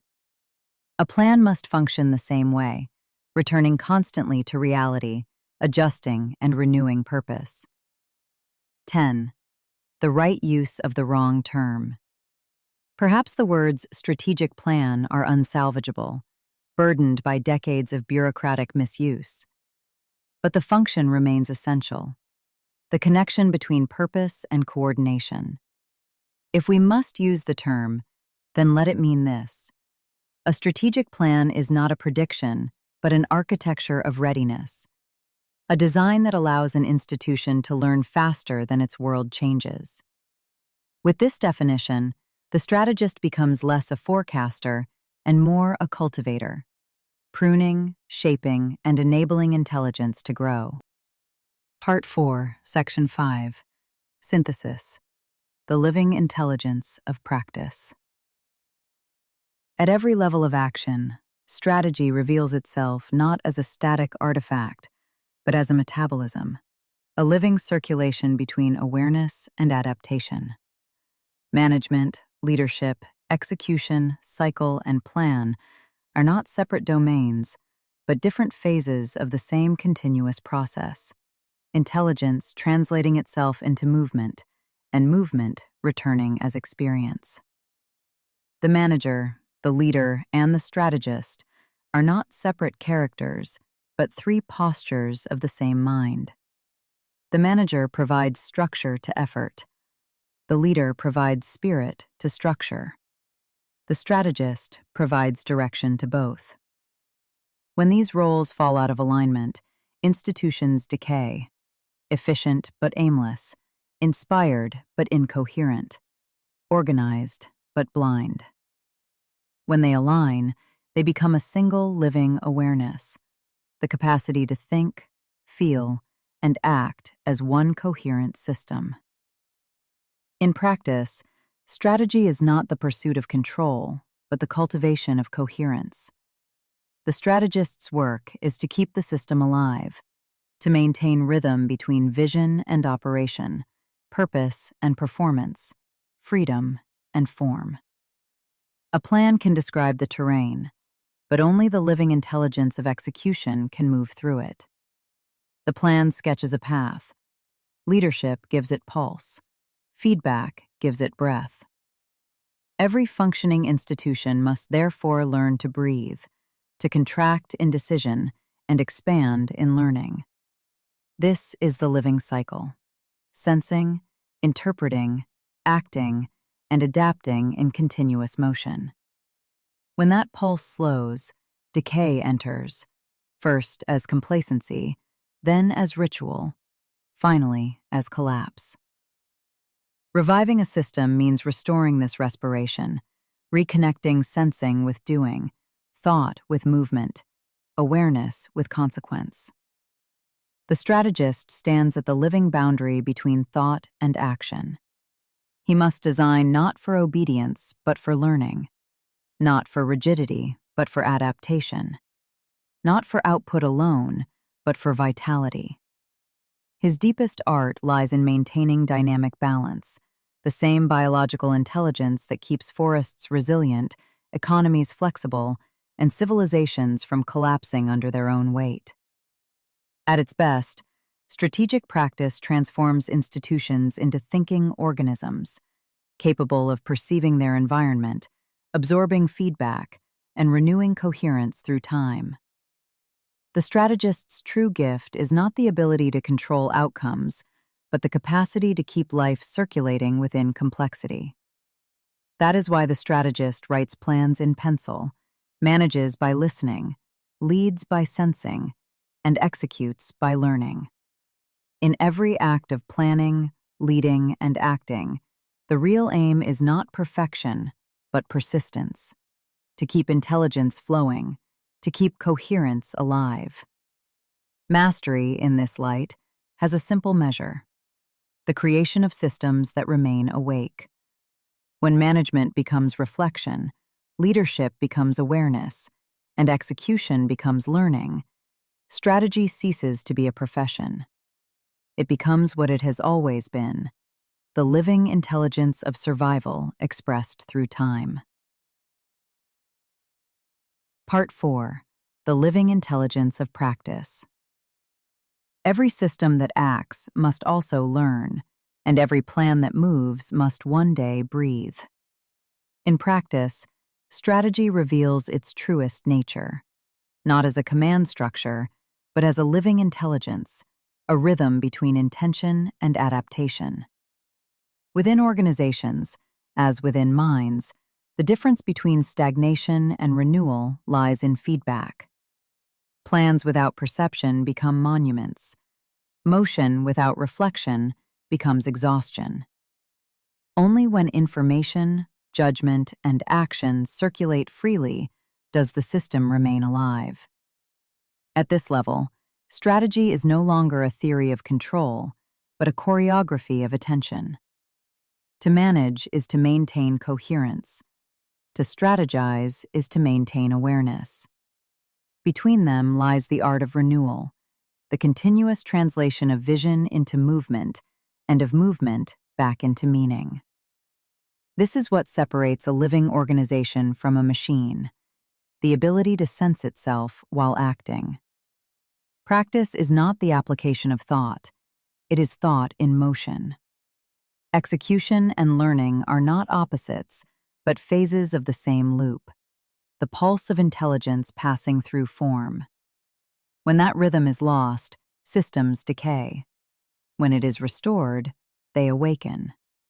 From here, the journey turns toward the edge, toward the limits of design and the humility of failure.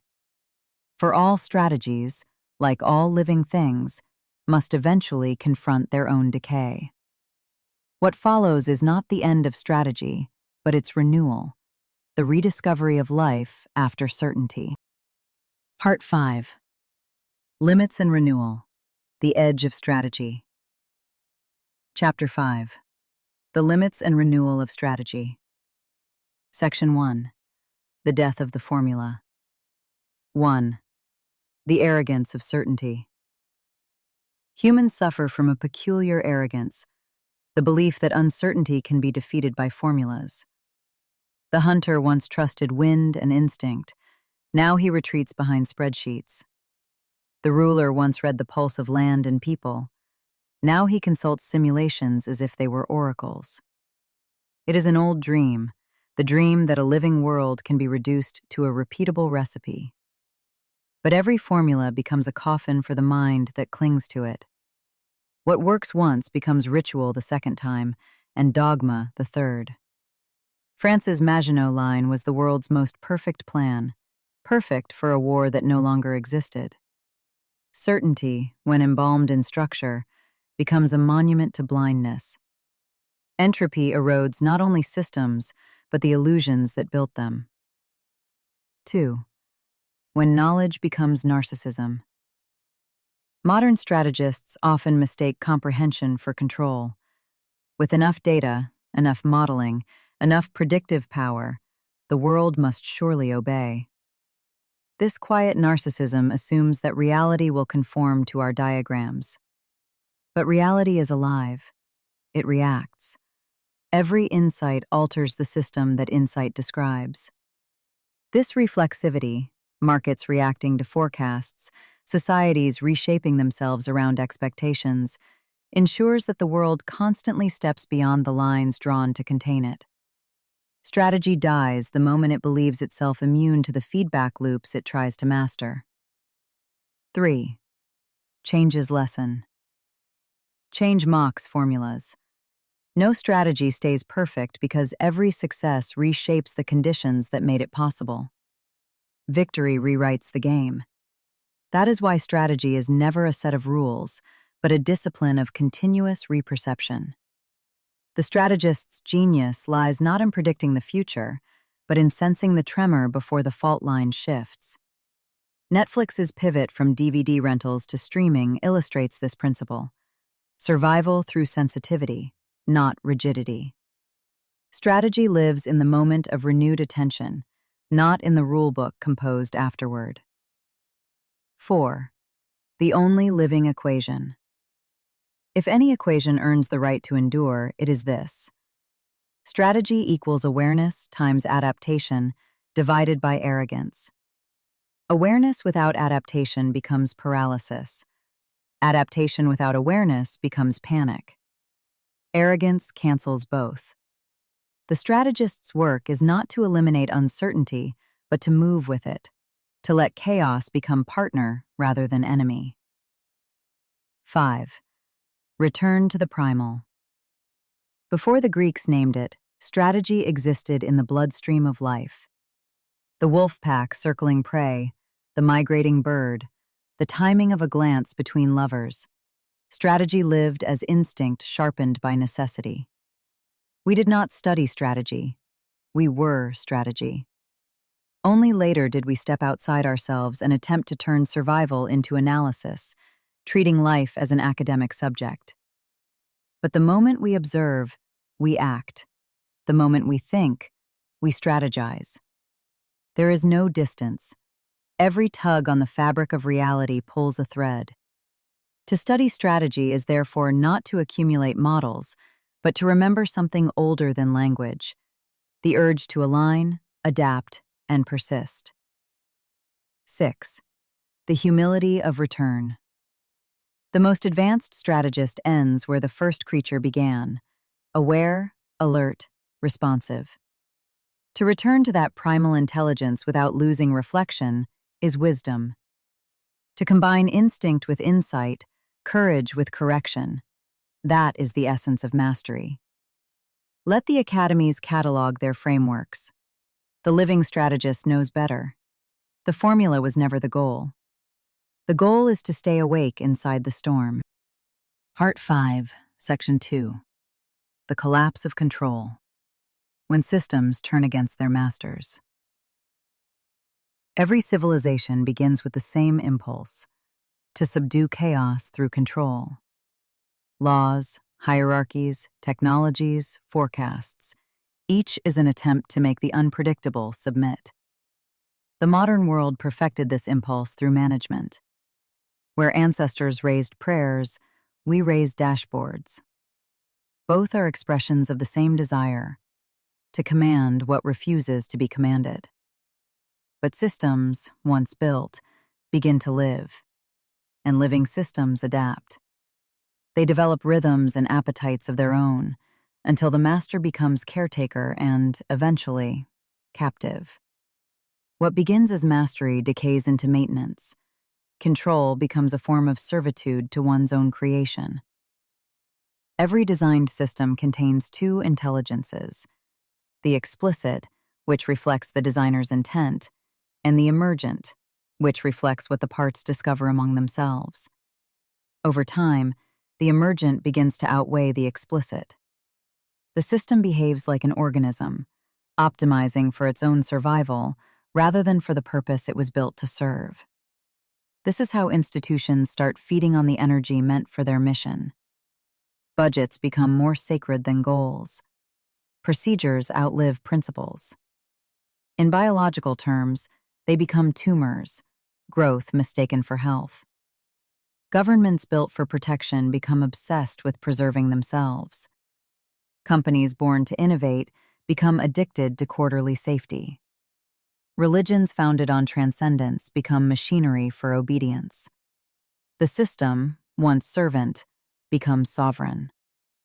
Control rarely dies in rebellion. It dies in delay.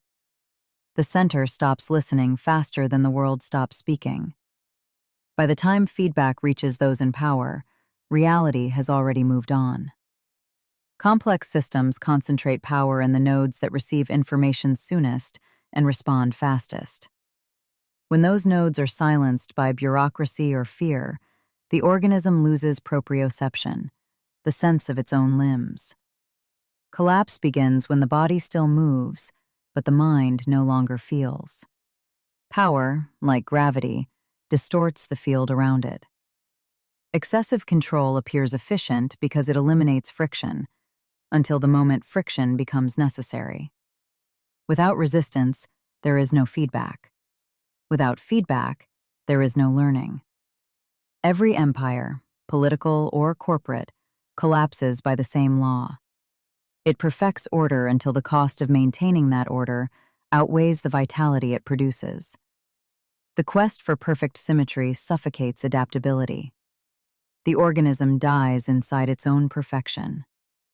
All systems eventually reach a threshold where survival requires decentralization, the release of control back into the environment. If the master resists, the system revolts. It leaks energy through corruption, fragmentation, or incompetence until equilibrium is restored by collapse. Yet collapse is not always tragedy. It is sometimes metabolism. What looks like disintegration from above may be self-repair from below, awareness redistributing itself after hierarchy fails. History's ruins often become soil for renewal. Rome gives way to Christendom, monarchy to republic, megacore to network. Dissolution cracks the shell so new life can breathe. The strategist learns early that control is not mastery. Mastery is control transformed into coordination, the ability to align autonomous parts without extinguishing their freedom. The strategist designs systems capable of sensing and adjusting for themselves. He knows that complexity is not defeated by force, but by intelligence dispersed through structure. He learns to let go, lightly, precisely, deliberately. Not in surrender, but in understanding. Letting go means designing for autonomy, teaching the system to learn, replacing coercion with clarity and dependence with purpose. It is the difference between leading an army and cultivating an ecosystem. When the strategist releases control wisely, order does not vanish, it evolves. The system reorganizes itself around shared sense rather than imposed structure. That moment, when design yields to self-regulation, marks the shift from management to stewardship, from ruler to gardener. Every system that endures eventually transcends its master. Control is scaffolding, not destiny, the framework around awareness until awareness can stand alone. The strategist's task is not to reign forever, but to create systems that no longer need him. He succeeds when design begins to think, when feedback replaces command, when purpose replaces fear. In that moment, control dies, but coherence lives. What remains is not domination, but intelligence, alive, alert, and free. Part 5, Section 3. Strategy Renewal. From Collapse to Conscious Design. Collapse, though feared, is not the death of strategy, but its renewal. Every failure, personal, institutional, or civilizational, reveals a deeper systemic truth. Order must be continually recreated from within. When control dissolves, intelligence returns. The strategist who endures collapse understands that the death of a structure is merely the shedding of skin, that strategy's essence is not preservation, but reconfiguration. Renewal begins the moment we stop clinging to the old form and begin perceiving the new shape of reality. To renew strategy is to begin again with awareness. After collapse, the first task is not to rebuild, but to observe. The world has shifted its weight. One must feel its new gravity. There is a silence after failure in which listening becomes design. Renewal starts where formulas end, with perception cleansed by loss. The strategist does not ask how to restore the old order, but instead asks, what is alive now? What wants to live? Renewal begins not in ambition, but in attention. Nature models this rhythm perfectly: decay, absorption, recombination, growth. Fallen empires become soil for new institutions. Failed plans become compost for wiser ones. Every living system regenerates through feedback.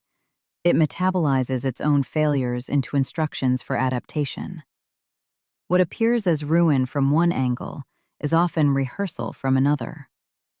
Collapse is not an interruption of strategy, but one of its primary teachers. The same law governs individual life. When personal strategy collapses, when ambition dissolves or illusion is punctured, the mind must reconfigure its internal model of control. Old habits that once ensured survival must be discarded, because what protected the past may now obstruct the future. If one endures the disorientation, what emerges is not despair, but a subtler intelligence. The recognition that control was never ownership, only participation in a larger process. Renewed strategy begins not with prediction, but with humility. It replaces arrogance with attention, efficiency with listening, certainty with design. It shifts from commanding to sensing, from rigid plans to guiding principles, from domination to learning. The strategist reborn through collapse becomes less concerned with perfecting systems and more concerned with cultivating conditions in which systems can learn. He becomes less an architect of outcomes and more a gardener of coherence. In this sense, the end of control is not decline, but evolution. The most advanced systems metabolize uncertainty, transforming chaos into information and information into order, without denying the presence of disorder. They do not freeze reality. They ride its currents. Their intelligence lies in rhythm rather than rigidity. That is the renewal of strategy, the return of flow after the choke of certainty, the restoration of learning after the hubris of control. It is nature's oldest cycle and civilization's forgotten one. Vitality born from dynamic equilibrium, not force. To strategize after collapse is to design for life, to build systems that remain aware while changing form, institutions that learn as they act, and communities that think as they move. The strategist who releases the illusion of control begins to practice a higher art, conscious design within living complexity. At this altitude, strategy ceases to be about winning or surviving in the narrow sense. It becomes the craft of participation, the deliberate, graceful act of staying alive while everything flows. Part 5, Section 4. The Strategist. Renewal. From technician to philosopher. When systems collapse and structures dissolve, what remains is the mind that must decide again.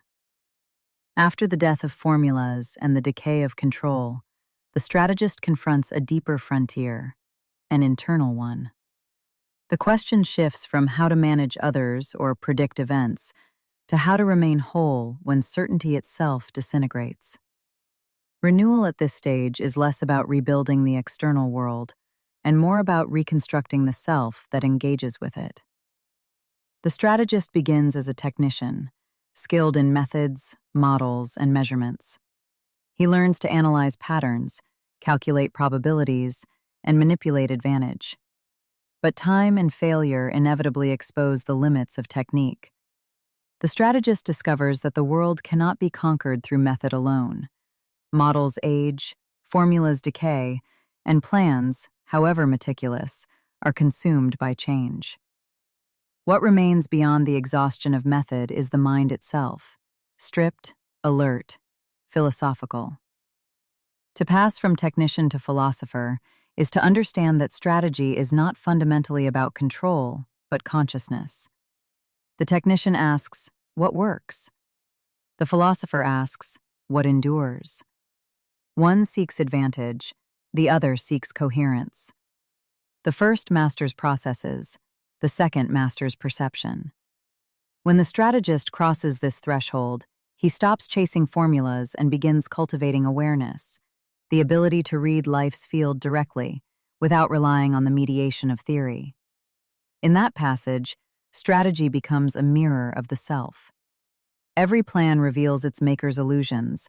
Every failure exposes his inner architecture, his fears, omissions, and blind spots. To study strategy at its highest level is therefore to study one's own nature. The battlefield becomes internal long before it becomes external. The philosopher-strategist learns to dwell within uncertainty without panic. He sees ambiguity not as an error in perception, but as the very texture of reality. He does not seek to simplify complexity, but to find proportion and rhythm within it. Where the technician imposes structure, the philosopher listens for pattern. He is guided less by prediction and more by right measure, attuned to conditions rather than enslaved by expectations. This maturity brings a new ethic. The strategist who has outgrown technique understands that intelligence without conscience destroys its wielder first. Power without proportion always corrodes those who pursue it.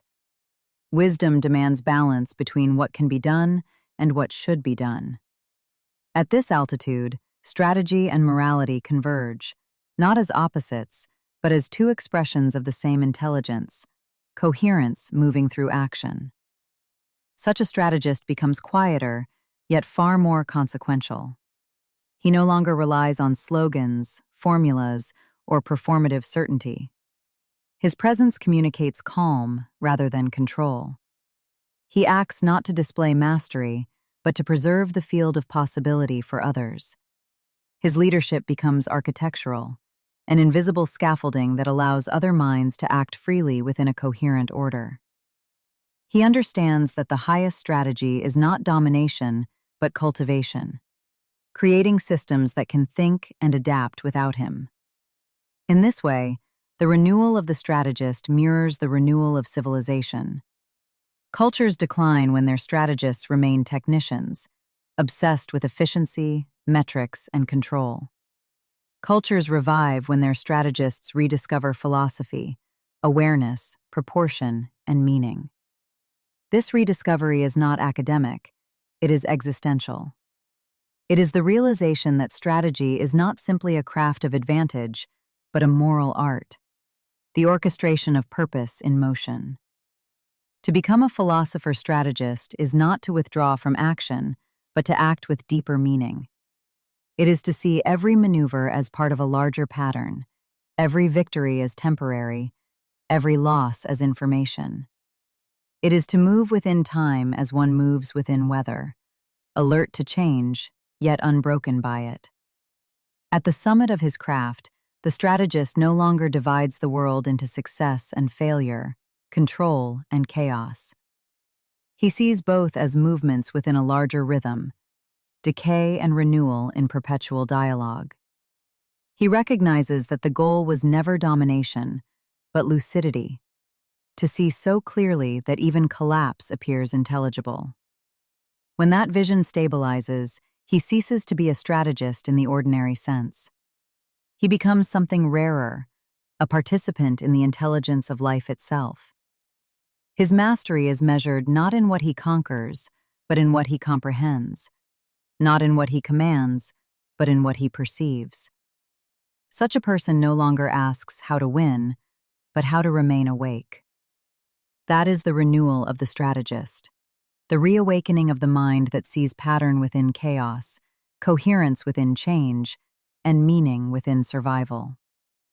In that awakening, strategy and philosophy, art and life become one. Part 5, Section 5.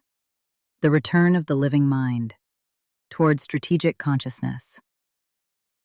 After the death of formulas and the collapse of control, after the strategist has stripped away every illusion of mastery, something subtle begins to return, quiet, deliberate, alive.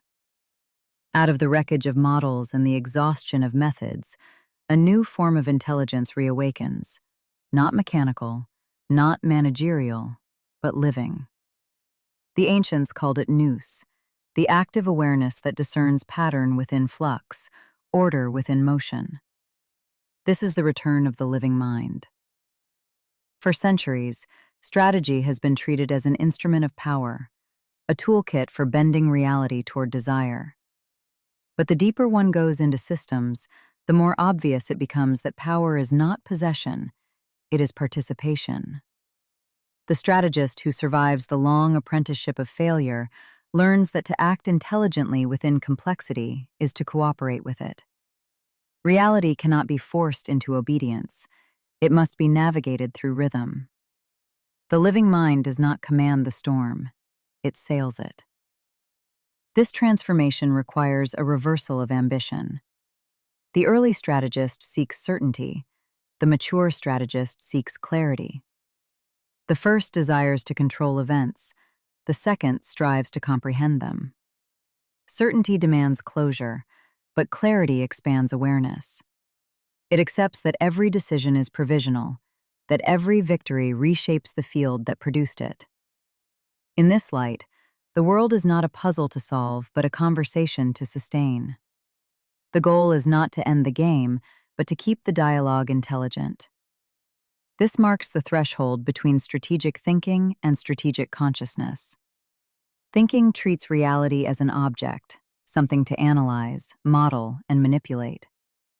Consciousness treats reality as a relationship, an ongoing exchange between self and system, perception and event. When strategy ascends to this level, it becomes less a discipline and more a way of being in the world, awake, responsive, proportionate. At this altitude, awareness becomes the strategist's primary instrument of survival. He no longer acts from fear of loss or hunger for victory, but from rhythm, sensing when to intervene and when to yield, when to accelerate and when to wait. Wisdom is found not in constant action, but in calibrated timing. To live strategically is to move with the pulse of events, not against them. The same law governs every organism and every civilization that endures. The return of the living mind restores dignity to intelligence. It reminds us that thinking is not a mechanical function, but a moral one. Awareness creates responsibility. To see clearly is to act proportionately. To act proportionately is to preserve coherence, and coherence is the essence of strategy. At this stage, the strategist is no longer seduced by metrics of victory. His measure is elegance, the grace of fitting action to context and context to purpose. When consciousness becomes the compass, strategy becomes indistinguishable from life. Every encounter, decision, and failure becomes feedback in a larger loop of learning. The strategist no longer divides the world into friend and foe, success and defeat. He sees instead a living ecology of forces shaping and reshaping one another. His task is not to dominate this web, but to keep its music coherent. This is why the strategist's final task is not to win, but to awaken, to see the game as it truly is. He learns to hold power lightly, to use systems without worshiping them, to act decisively without imagining that decision ends the story. The living mind persists not by fixing the world, but by flowing intelligently through it, turning uncertainty into an ally. What began as the art of control returns as the discipline of awareness. What began as the struggle for advantage ends as the practice of coherence. Strategy, at its highest expression, is not about power but presence, the capacity to remain awake in motion, to move through the unfolding world without losing intelligence. This is the strategist's final transformation. No longer the conqueror of systems, but their conscious participant. He acts without arrogance, designs without rigidity, and learns without end. He becomes what life has always been trying to produce, a mind aware of itself within time. This is the return of the living mind, the threshold between knowledge and wisdom, between movement and meaning, between survival and understanding. Beyond it lies not another method, but the strategist's final work: to live deliberately within change, to think as the universe thinks, and to endure with grace. Part 5, Section 6. The Pitfalls of Strategy. 1. The tragic pattern. Most disasters are not born of stupidity, but of misapplied intelligence. People, institutions, and empires rarely fall because they failed to think. They fall because they thought too narrowly, too rigidly, or too late. Strategic failure is almost always systemic self-deception. The same forces that make strategy powerful, focus, logic, control, become its ruin when they ossify into blindness. The strategist's first danger is not ignorance, but certainty. 2. The worship of numbers. The first pitfall is the fetish of measurement, the belief that whatever can be quantified must therefore be understood. Metrics seduce because they appear objective. They transform uncertainty into clean graphs and chaos into decimals. But when numbers become substitutes for reality rather than reflections of it, strategy begins to rot from within. We see this everywhere. Boardrooms where quarterly targets replace purpose, governments that chase GDP while civic trust collapses, platforms whose engagement metrics reward outrage over truth. The problem is not data, but data without discernment. A strategist who cannot see beyond the metric treats the thermometer instead of the fever. 3. The illusion of control. The second pitfall is hubris in the guise of mastery, the belief that the world is a machine and the strategist its engineer. But systems are not engines, they are ecosystems. They adapt, mutate, and often resist design. Every empire that tried to engineer history, from Napoleon's Europe to America's misadventures in the Middle East, learned the same lesson. Plans do not survive contact with feedback, and the map is never the territory. The illusion of control kills learning. When leaders fear contradiction, systems go blind. And when systems go blind, decay begins. 4. The fragmentation of purpose. Another quiet failure is misalignment, when the parts of a system pursue conflicting goals under the illusion of unity. A company's marketing arm optimizes visibility, while product design cuts corners. A government's ministries chase contradictory metrics. An individual's ambition undermines his emotional or moral stability. In every case, the system spends energy against itself. It looks strong, but goes nowhere. Strategy requires alignment across every layer: personal, operational, ethical, strategic. When those diverge, collapse is inevitable. 5. The tyranny of doctrine. A further danger arises when yesterday's success becomes tomorrow's dogma. Every victorious strategy carries the seed of its own downfall because it tempts the strategist to believe the same formula will succeed again. Militaries call this fighting the last war. Corporations call it best practice. Individuals call it nostalgia for what once worked. But conditions evolve faster than memory. The strategist who clings to past success becomes blind to new asymmetries. Strategy dies when adaptation is replaced by ritual. 6. The seduction of simplification. Complexity is uncomfortable. It tempts us to collapse the world into a single variable: money, ideology, technology, identity. This is the root of every totalitarian simplification. One cause, one cure, one truth. Simplification is useful when it clarifies, lethal when it amputates. The strategist must simplify to act, yet never forget what has been lost in translation. Every model reveals and conceals simultaneously. Wisdom begins with the humility to remember that clarity is partial and every map provisional. 7. The failure of renewal. Even good strategies decay. They require constant maintenance, renewal, and reimagination. Without this, success ossifies into bureaucracy. The strategist's most civilized pitfall is fatigue, the surrender to inertia. Momentum replaces attention, procedure replaces perception, and the organization continues moving long after no one is steering. This is decay disguised as stability. Renewal demands periodic creative destruction, the courage to prune what no longer serves life. 8. The moral blind spot.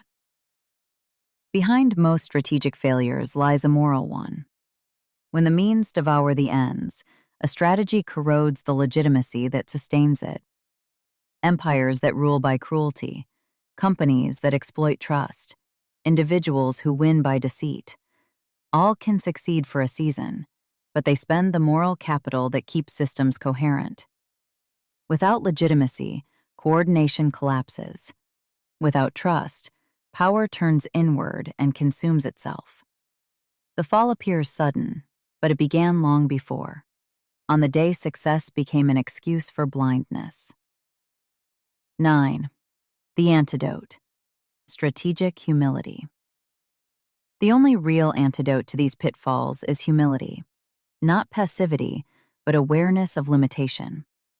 A strategist must cultivate doubt the way a scientist cultivates method, not to paralyze action, but to keep perception alive. Humility keeps feedback loops open. It invites contradiction. It asks, what am I not seeing? What has changed? What would falsify my assumptions? In this posture, strategy becomes a living conversation rather than a frozen doctrine. Part 5, Section 7. The crafting of strategy. The living skeleton of strategy. Behind every theory, management manual, or PowerPoint labeled strategic framework lies a pattern older than writing itself, a rhythm by which all living systems survive. They sense, interpret, choose, act, and adapt. This cycle is the heartbeat of strategy, the pulse that turns awareness into motion and motion back into awareness. Phase 1. Sensing reality. Every strategy begins with perception, seeing the world as it is, not as we prefer it to be. This is deceptively difficult. It demands stripping away the narratives we cling to, the numbers we manipulate to protect those narratives, and the comfort we find in selective blindness. The strategist's first virtue is clarity, the ability to sense real signals, whether political, emotional, informational, or moral, and separate them from the noise. Without this, every later act becomes error executed beautifully. Phase 2. Diagnosing structure. Once perception clears, diagnosis begins. The strategist asks, what forces keep creating this situation? What loops of cause and effect sustain it? Diagnosis is the art of seeing structure beneath events, identifying leverage points, bottlenecks, and invisible incentives. Most failures occur here, where people attack symptoms instead of systems and end up reinforcing the patterns they meant to break. To diagnose is to distinguish movement from mechanism and surface from source. Phase 3. Defining purpose. After seeing and diagnosing comes deciding. Strategy demands intent, a direction that gives meaning to motion. Purpose answers the question, why do we act? Organizations call it mission or vision. Individuals call it value or vocation. Across every scale, the law is the same. Without a clear why, every how becomes improvisation pretending to be flexibility. Purpose is the compass that prevents adaptation from dissolving into drift. Phase 4. Designing the path. Next comes the transformation of purpose into architecture, the alignment of ends, ways, and means. Ends define the goal. Ways express the method. Means supply the resources that make both possible. Here, imagination meets constraint. Many strategies fail because they show ends without means, or means without ends. The art lies in coherence. Every resource and action aligned like organs in a single body, all serving one rhythm of life. Design without realism is fantasy. Realism without design is surrender. Strategy is their synthesis. Phase 5. Communicating and aligning. Even the most elegant strategy dies if it is not shared. Strategy breathes only when others believe in it. Communication in this context is not propaganda, but translation, rendering complexity into meaning so that many minds can act as one. Alignment is the invisible strength behind every durable endeavor, from armies to families, from startups to civilizations. It turns scattered effort into direction. Phase 6. Acting and adapting. Action is where strategy meets friction. Reality is the one teacher that cannot be ignored. Execution is not the end of strategy. It is the midpoint of a living feedback loop. Every move generates information. What shifted, what resisted, what yielded. The strategist's craft is to listen while moving, to act decisively while remaining permeable to correction. To act without listening is arrogance. To listen without acting is paralysis. The art lies in motion that thinks. Phase 7. Renewal. All strategies age. Conditions change, resources deplete, assumptions decay. Renewal is the discipline of pruning what no longer serves life, shedding form to preserve vitality. It is also the strategist's act of humility, the willingness to learn, unlearn, and begin again. Civilizations and individuals alike die when they mistake momentum for vitality. Renewal refuses that illusion. It is the springtime of strategy, painful, necessary, regenerative. The principles binding the cycle. Each phase feeds the next, forming a single metabolism of awareness and action. For this cycle to remain alive, 5 forces must stay in balance. Clarity of ends, so purpose anchors motion. Coherence of means, so structure and culture reinforce one another. Feedback and adaptation, so learning outruns decay. Balance between control and creativity, so neither suffocates the other. And ethical anchoring, because without moral direction, optimization mutates into exploitation and legitimacy dissolves, the hidden fuel of endurance. These are not ideals but mechanics, the physics of viable strategy. From individual to empire. What makes this skeleton universal is that it scales without distortion. A person uses it to reshape a life. A company uses it to reposition itself. A nation uses it to define its grand strategy. The tempo shifts, the vocabulary changes, but the logic remains the same. It is life's own algorithm for intelligent persistence, the same grammar expressed in different dialects. The self reflects, the team coordinates, the state designs, variations of one underlying intelligence, the management of awareness across time. The final test. Every crafted strategy can be judged by 4 simple questions. Does it rest on truth rather than comforting illusion? Does it align energy across its personal, structural, and moral levels? Can it learn faster than it decays? And does it create more order than it consumes? If any answer turns false, decay has already entered. The strategy has begun its slow spiral toward death. Conclusion to Part 5. The Return of Awareness. In the end, every strategy returns to its origin, awareness. All the frameworks and doctrines explored in these pages, the cycles, equations, patterns, and feedback loops, were never destinations. They were instruments of perception, not cages of thought. When strategy matures, it sheds its diagrams and rediscovers itself in the simple, living act of attention. The strategist eventually learns that the real battlefield is not the external world, but perception itself. Every decision begins with the question, what is real? What is changing? What am I becoming by choosing this path? To act without awareness is to move blindly, regardless of how elegant the plan may appear. Across history, this insight has taken many forms. The Stoics called it seeing in accordance with nature. The Taoists called it wu wei, effortless alignment. John Boyd called it orientation, the adaptive pulse that determines whether one learns faster than decline. The terms differ, but the meaning is one: the discipline of staying awake while the world constantly tries to dull the mind. At its highest expression, strategy becomes less about control and more about coherence.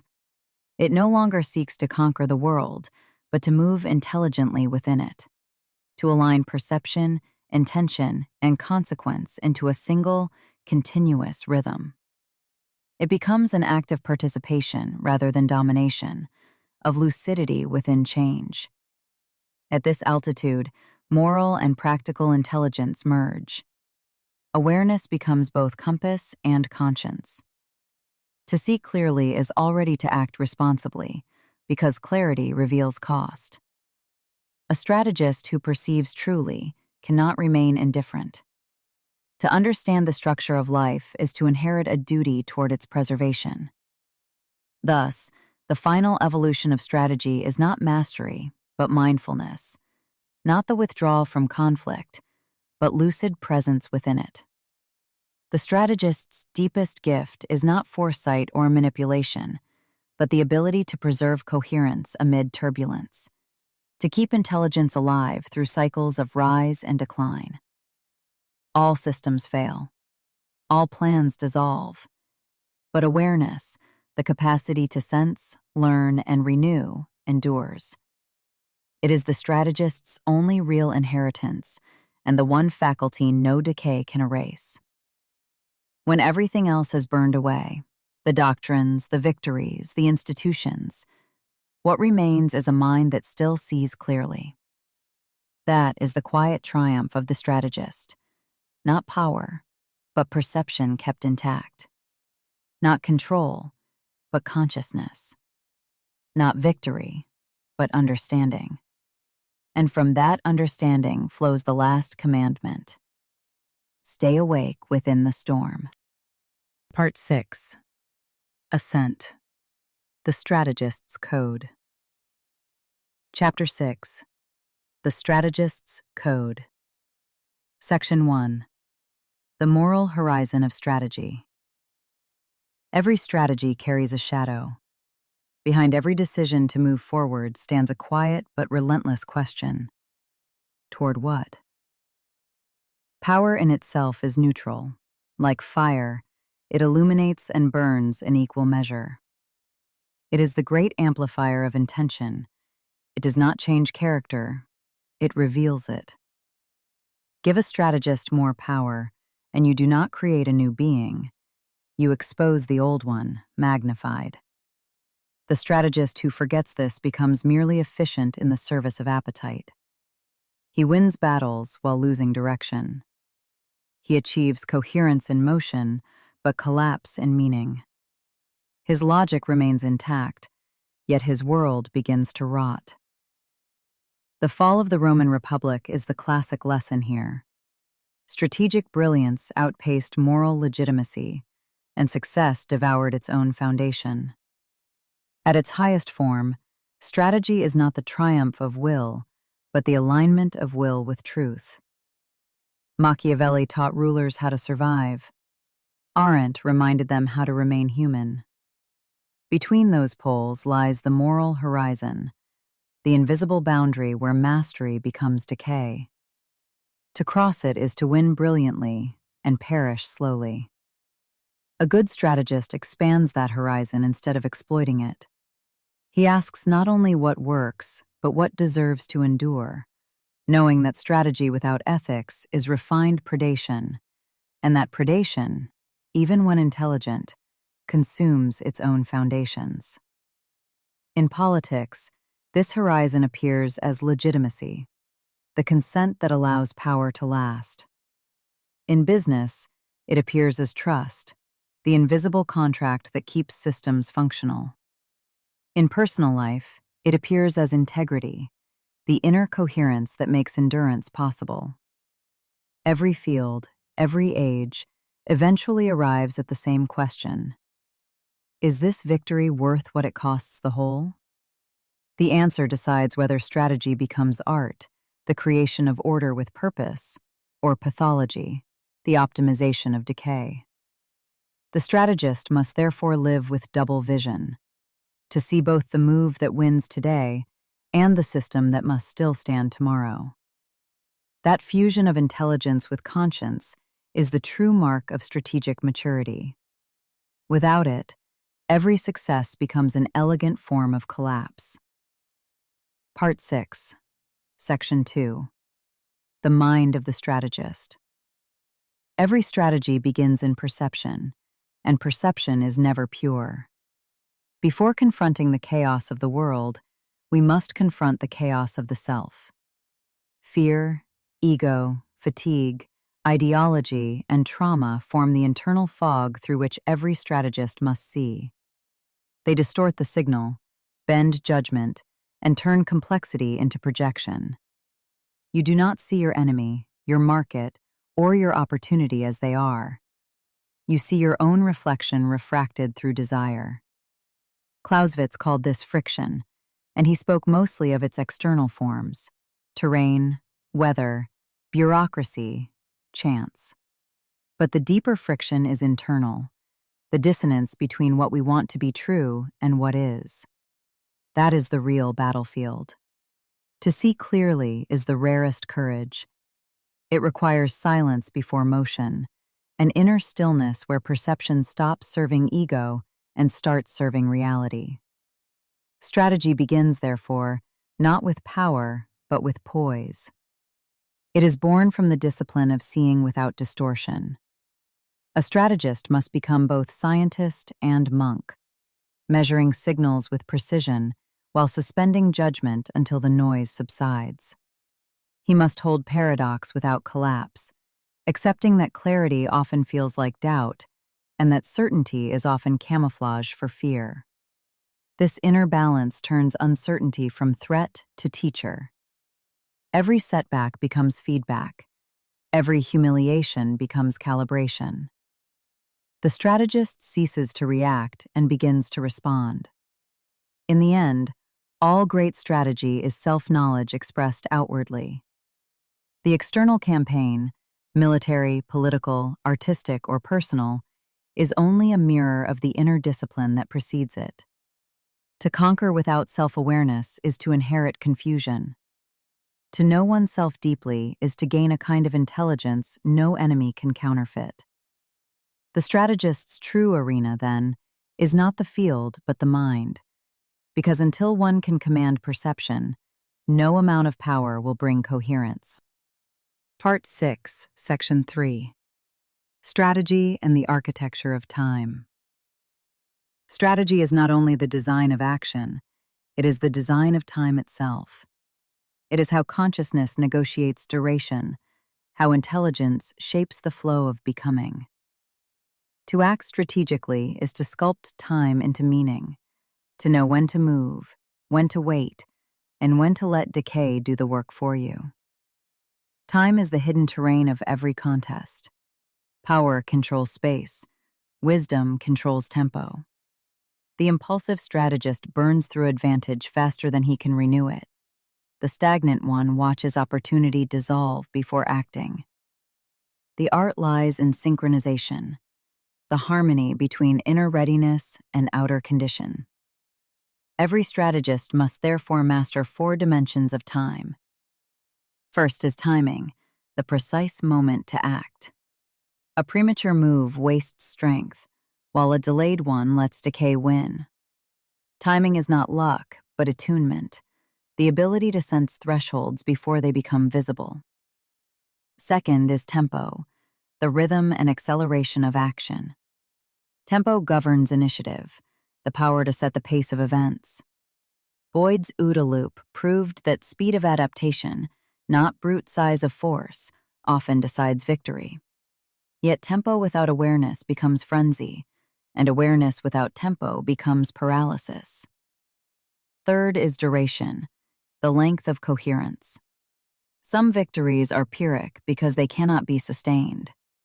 Duration is the management of energy through cycles of exhaustion and recovery, the same law that governs ecosystems, economies, and empires. Fourth is rhythm, the larger wave that binds timing, tempo, and duration into pattern. Rhythm is when to yield, regroup, or strike. It is what musicians and generals alike mean by feel. Sun Tzu spoke of timing as water, shaping itself to terrain, while Boyd transformed it into tempo by insisting one must change faster than the enemy can comprehend. But both pointed to the deeper truth. Mastery is not speed, it is synchronicity, the unity of motion with moment, plan with pulse. To master time is not to dominate it, but to move in concert with it. The strategist learns to sense when time is ripe and when it is pregnant with consequence. He knows waiting can be as active as charging, and that sometimes decay is the ally, not the enemy. Musashi's duels show this correctly. His domination was temporal, not muscular. He adjusted rhythm until the opponent overextended, then ended the contest at the precise moment the field broke open. In the end, the strategist does not fight time, he conducts it. He turns uncertainty into music and movement into meaning. Where others see chaos, he feels cadence. Where others rush or freeze, he flows. Strategy at its highest level is temporal intelligence, the ability to turn passing moments into the architecture of endurance. Epilogue: The Strategist's Code. Every strategy ends in silence. Victories dissolve, maps are redrawn, players replaced. What remains is not the plan, but the pattern, the quiet rhythm of awareness that moved through it all. Strategy, like life, is never mastered. It is only lived consciously. The systems we build, the wars we wage, the creations we risk, each is a temporary form through which intelligence learns to balance chaos and order. Decay humbles us, vitality redeems us. Every act is both assertion and surrender. The strategist who endures learns that clarity, not control, is the real advantage, that time cannot be conquered, only conducted, and that every plan, no matter how brilliant, must one day be released like a breath returned to the rhythm of things. To think strategically is to practice awareness under pressure. To act strategically is to translate awareness into form. To live strategically is to align both, so that even when the path disappears into mist, your movement still makes sense. From this understanding arises a code, not commandments carved in stone, but living disciplines, reminders that preserve perception and endurance. See clearly, because perception precedes power, and reality is the only ally that never betrays. Think systemically, because every act belongs to a web of causes and effects, and what you move here moves something unseen elsewhere. Hold balance, because rigidity breaks and chaos dissolves, and survival lives around a responsive center. Define purpose, because strategy without why is motion without meaning, and ends must come before appetites. Align energy, because coherence across self, team, structure, and truth is what prevents silent decay. Learn faster than you decay, because every feedback loop is a teacher, and adaptation is victory's maintenance cost. Respect uncertainty, because the fog is not an enemy, but the birthplace of asymmetry and advantage. Renew continuously, because success ages quickly, and yesterday's logic becomes tomorrow's cage if unpruned. Lead with integrity, because power divorced from legitimacy consumes itself, and the strongest systems are those people choose to sustain. And stay awake, because strategy begins and ends in awareness, as Shackleton's expedition proved. Leadership under extreme uncertainty is the preservation of coherence, renewal, and moral strength when conditions turn brutal. Together, these form the strategist's creed, a portable philosophy of perception, coherence, renewal, and time. They close the circle traced throughout this work. Strategy, system, leadership, ethics, and temporality are not separate domains, but one intelligence moving through many forms. If these pages have stirred something in you, a question, a challenge, a new way of seeing, keep it alive. Strategy is not a lecture, but a dialogue that sharpens both sides of the mind. It is not doctrine, but practice, the art of staying awake within complexity. The world changes faster than it can explain itself. Plans age, systems fail, certainties collapse. But one inheritance endures: awareness. To sense, to learn, to adapt. This is strategy's real face. It does not live in manuals or formulas, it lives in perception. From the wolf's hunt to the leader's decision, the same pulse beats beneath. Strategy is not about control, it is about clarity. So wherever you are, in conflict, in creation, in doubt, stay awake within the storm. That is the final commandment of the strategist's code. End of the book. What is strategy, really? Written by Aren Kairos. Narrated by Lyra, Selene.